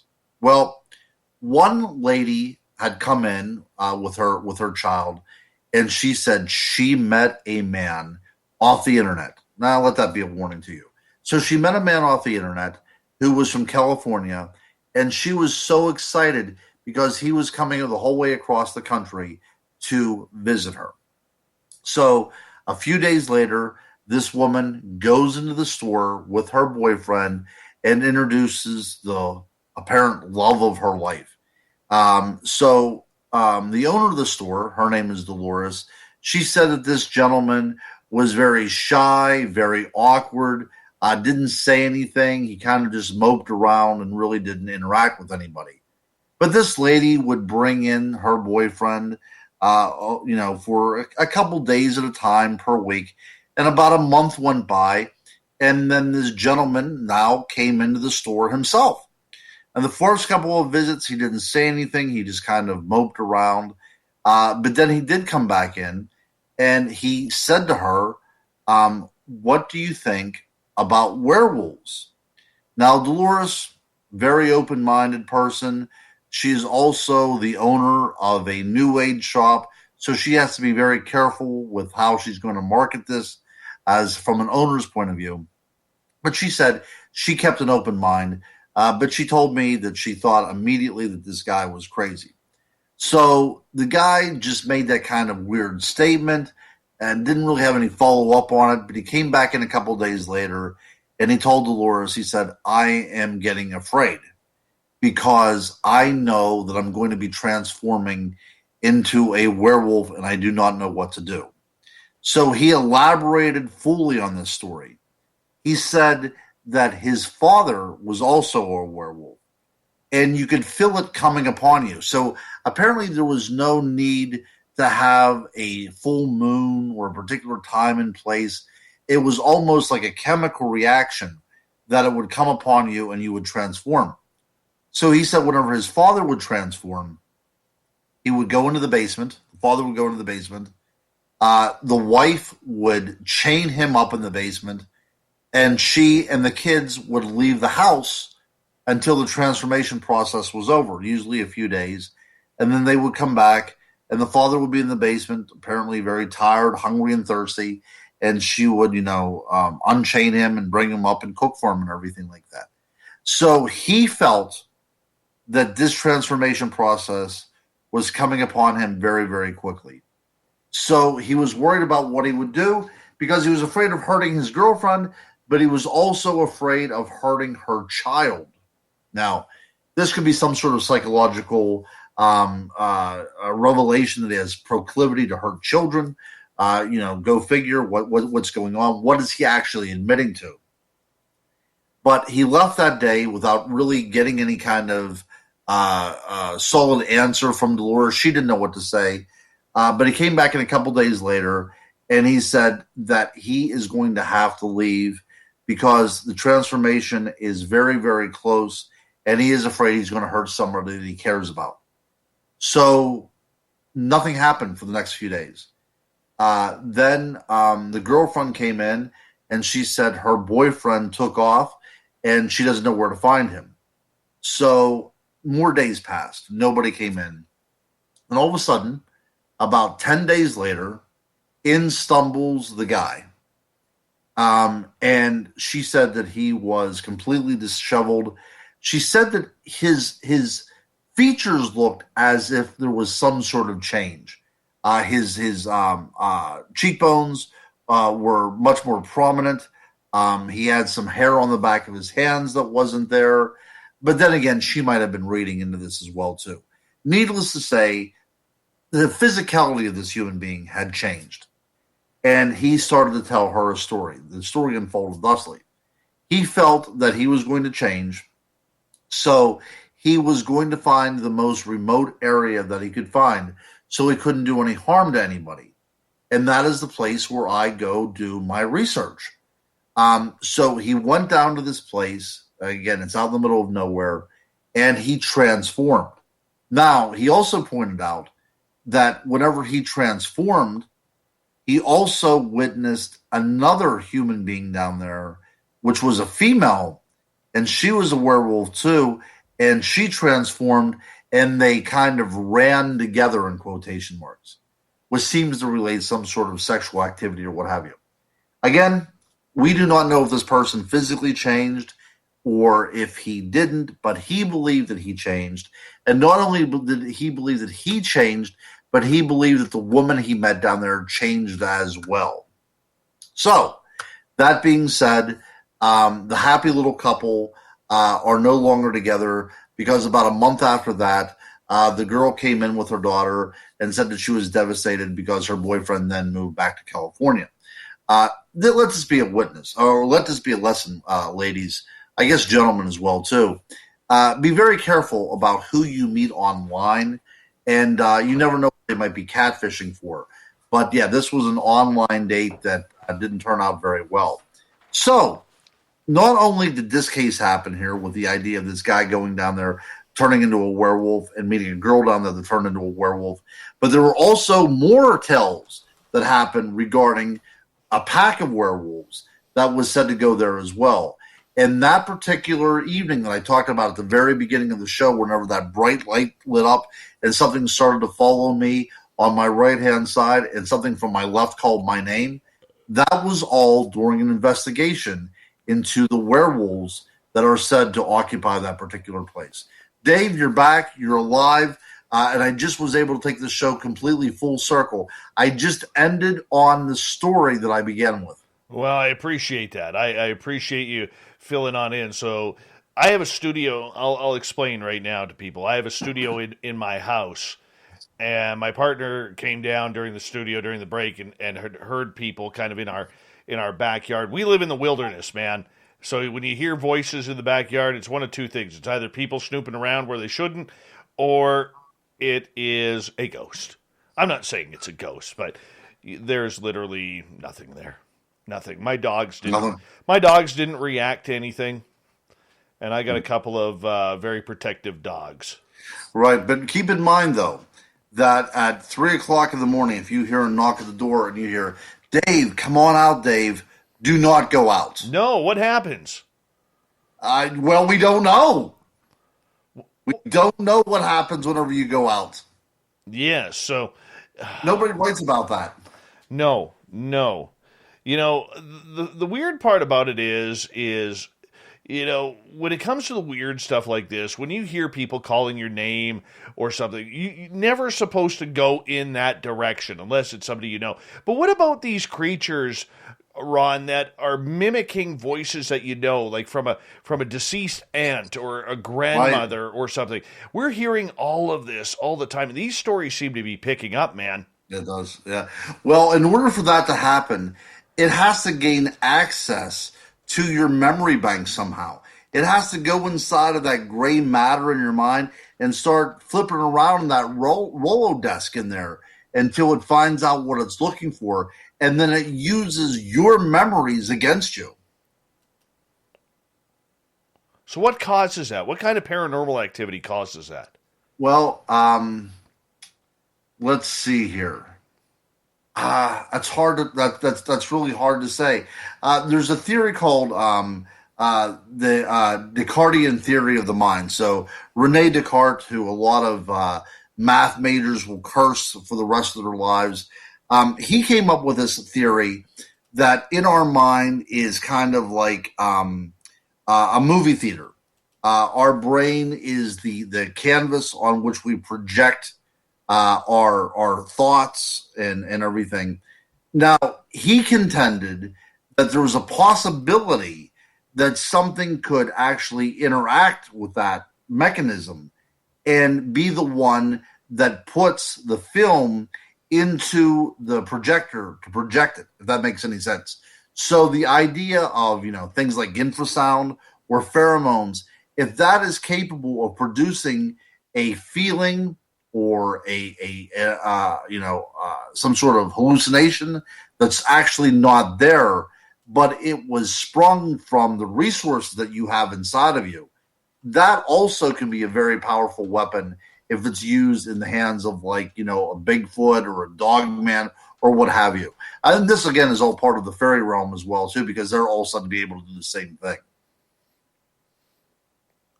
Does that include black-eyed children? Yeah, see, there you go. We just talked about this, okay? We don't know what happens to the people that answers the door to a black-eyed child.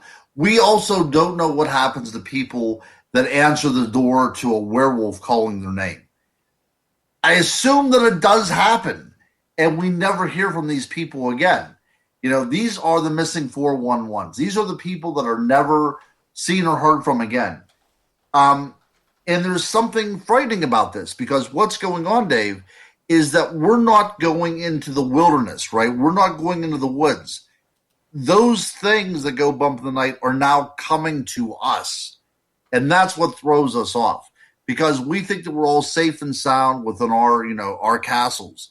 But whenever there's that encroachment from the other side, without us stepping into that other world, we're not doing anything to exasperate it. They're coming to us for whatever reason, and that's what makes it so terrifying. Okay, so if we're not supposed to open the doors, what if the sounds are coming from within our house?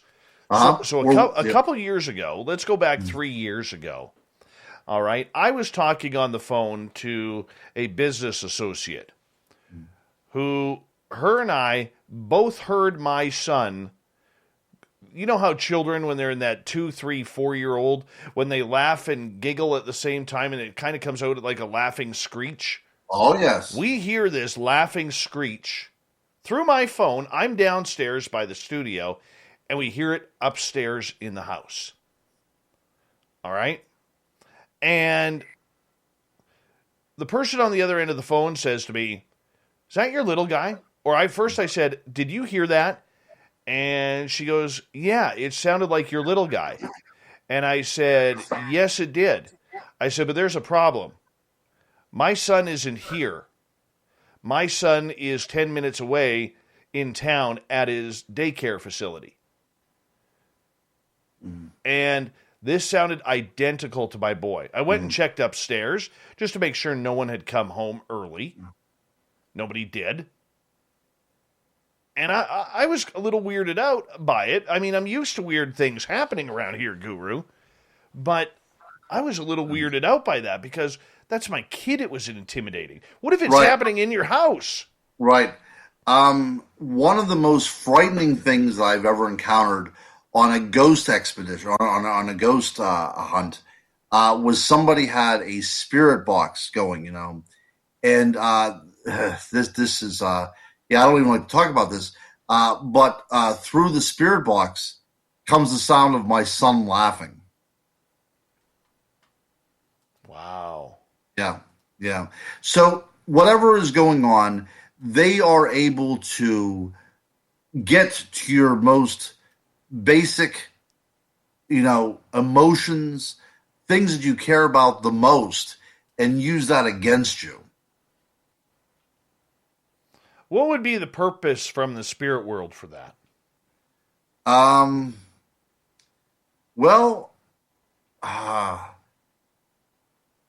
don't know if we could say that this is the disembodied soul of a human being.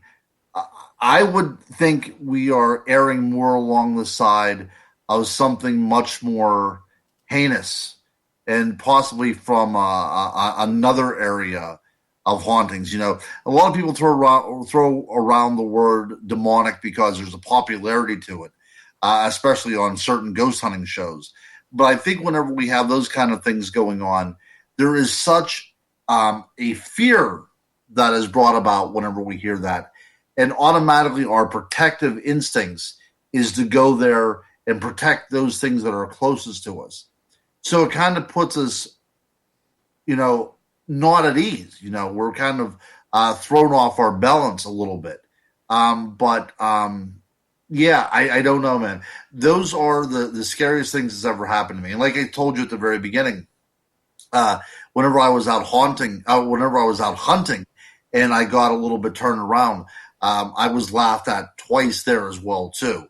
The idea of laughter is supposed to be, the sounds of children's laughter is one of the greatest things in the world, except whenever there's no children around. Very true. Is it spirit mocking us or trying to do something nefarious? Maybe a little bit of both. I could see the possibility of somebody who's not crossed over, who's simply having a bad day and might have been a real son of a bitch in life and just simply does not want to be bothered and uses that as kind of a tactic to say, just stay away kind of deal. I can see that happening very easily because, like I said, ever since Sunday, I've been having a Monday every day. Could you imagine someone that's been dead for 100 years and every single day is a Monday for them? And the last thing that they need is a ghost hunter there trying to communicate with them. So they kind of get deep inside the recesses of your mind and throw something at you that you're not expecting. I could see that happening, and I think that does happen from time to time. But there's also that scary possibility that there are entities out there at work that will counterfeit certain things to get what they want out of you or to get you to go away. Guru, we only have about 2 minutes left for you. Over the summer, what are your plans? Are you going to try and get into some of these conferences that now seem to be opening up? Well, I do. I do a lot of stuff in Pennsylvania. It's unfortunate that most of the big conferences in Pennsylvania have been closed down. I am going to be doing a few things at a place called Hillview Manor. You can go to hauntedhillviewmanor.com and see. I'm going to do a couple ghost tours, but I'm also going to do a talk up there on werewolves, on vampires, and on fairies. So if anybody wants to come along with me on a ghost tour, plus to hear a couple of my lectures, feel free. And I think I'm going to be in a couple other places as well, but that's not going to be until about September. But I'll keep everybody updated for sure. But I know that in about 2 weeks, I have a fairy talk that's going to be taking place up at Hillview Manor. Again, hauntedhillviewmanor.com, and you can check out all the stuff that's going on there. I'm doing about 6 programs with them this year. That is awesome, man. It is so good that you're back in the community and getting running around. Tell everybody where they can find your books. Amazon.com, man. That's where everything is at nowadays. I mean, you can find them on Barnes & Noble and all that kind of stuff as well, too. But it's easier just to go to the source. Also, you can look me up on Facebook, Ronald Murphy, or Ronald L. Murphy Jr. You can like my my author page. And, send me a message. I gladly talk to anybody about anything. I'm looking forward. That's the only way we're going to be able to really get to the bottom of this stuff is by exchanging information. So if anybody wants to reach out and give me a quick text or message on Facebook, feel free. I appreciate it. Guru, it's always a pleasure to have you on Spaced Out Radio, man. I absolutely love you for it. It always is a good time with you. And I know I don't just enjoy it, but I know that our entire audience enjoys it as well. I hope so. I truly hope that they did enjoy it, because I enjoyed it very much tonight too, my friend. Absolutely. And I agree. Let's get all of our audience going over to Amazon.com. Look up Ronald L. Murphy Jr. as we are about to say good night to the Guru and good night to you.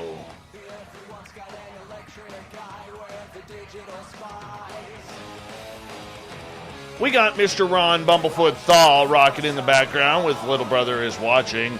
Bumblefoot is the official music of Spaced Out Radio, rocking us in and out of every single show. Get your horns up for the guitar god himself. Special thanks to everybody listening in at home, at work, in your cars, wherever you may be. Thank you to everyone tuning on in on YouTube, Twitch, LGAB, Revolution Radio, Spreaker, Facebook, the Space Travelers Club, and if you're on Twitter, hanging out at hashtag Spaced Out Radio, we appreciate that as well. I know you're out there somewhere. Remember, this show is copyright by Spaced Out Radio and SOR Media Ventures Limited. Thank you so much for choosing to share your evening with us, because together, my friends, We're watching. we own the night. Mr. Bumblefoot, we need a favor. We need you to take us home.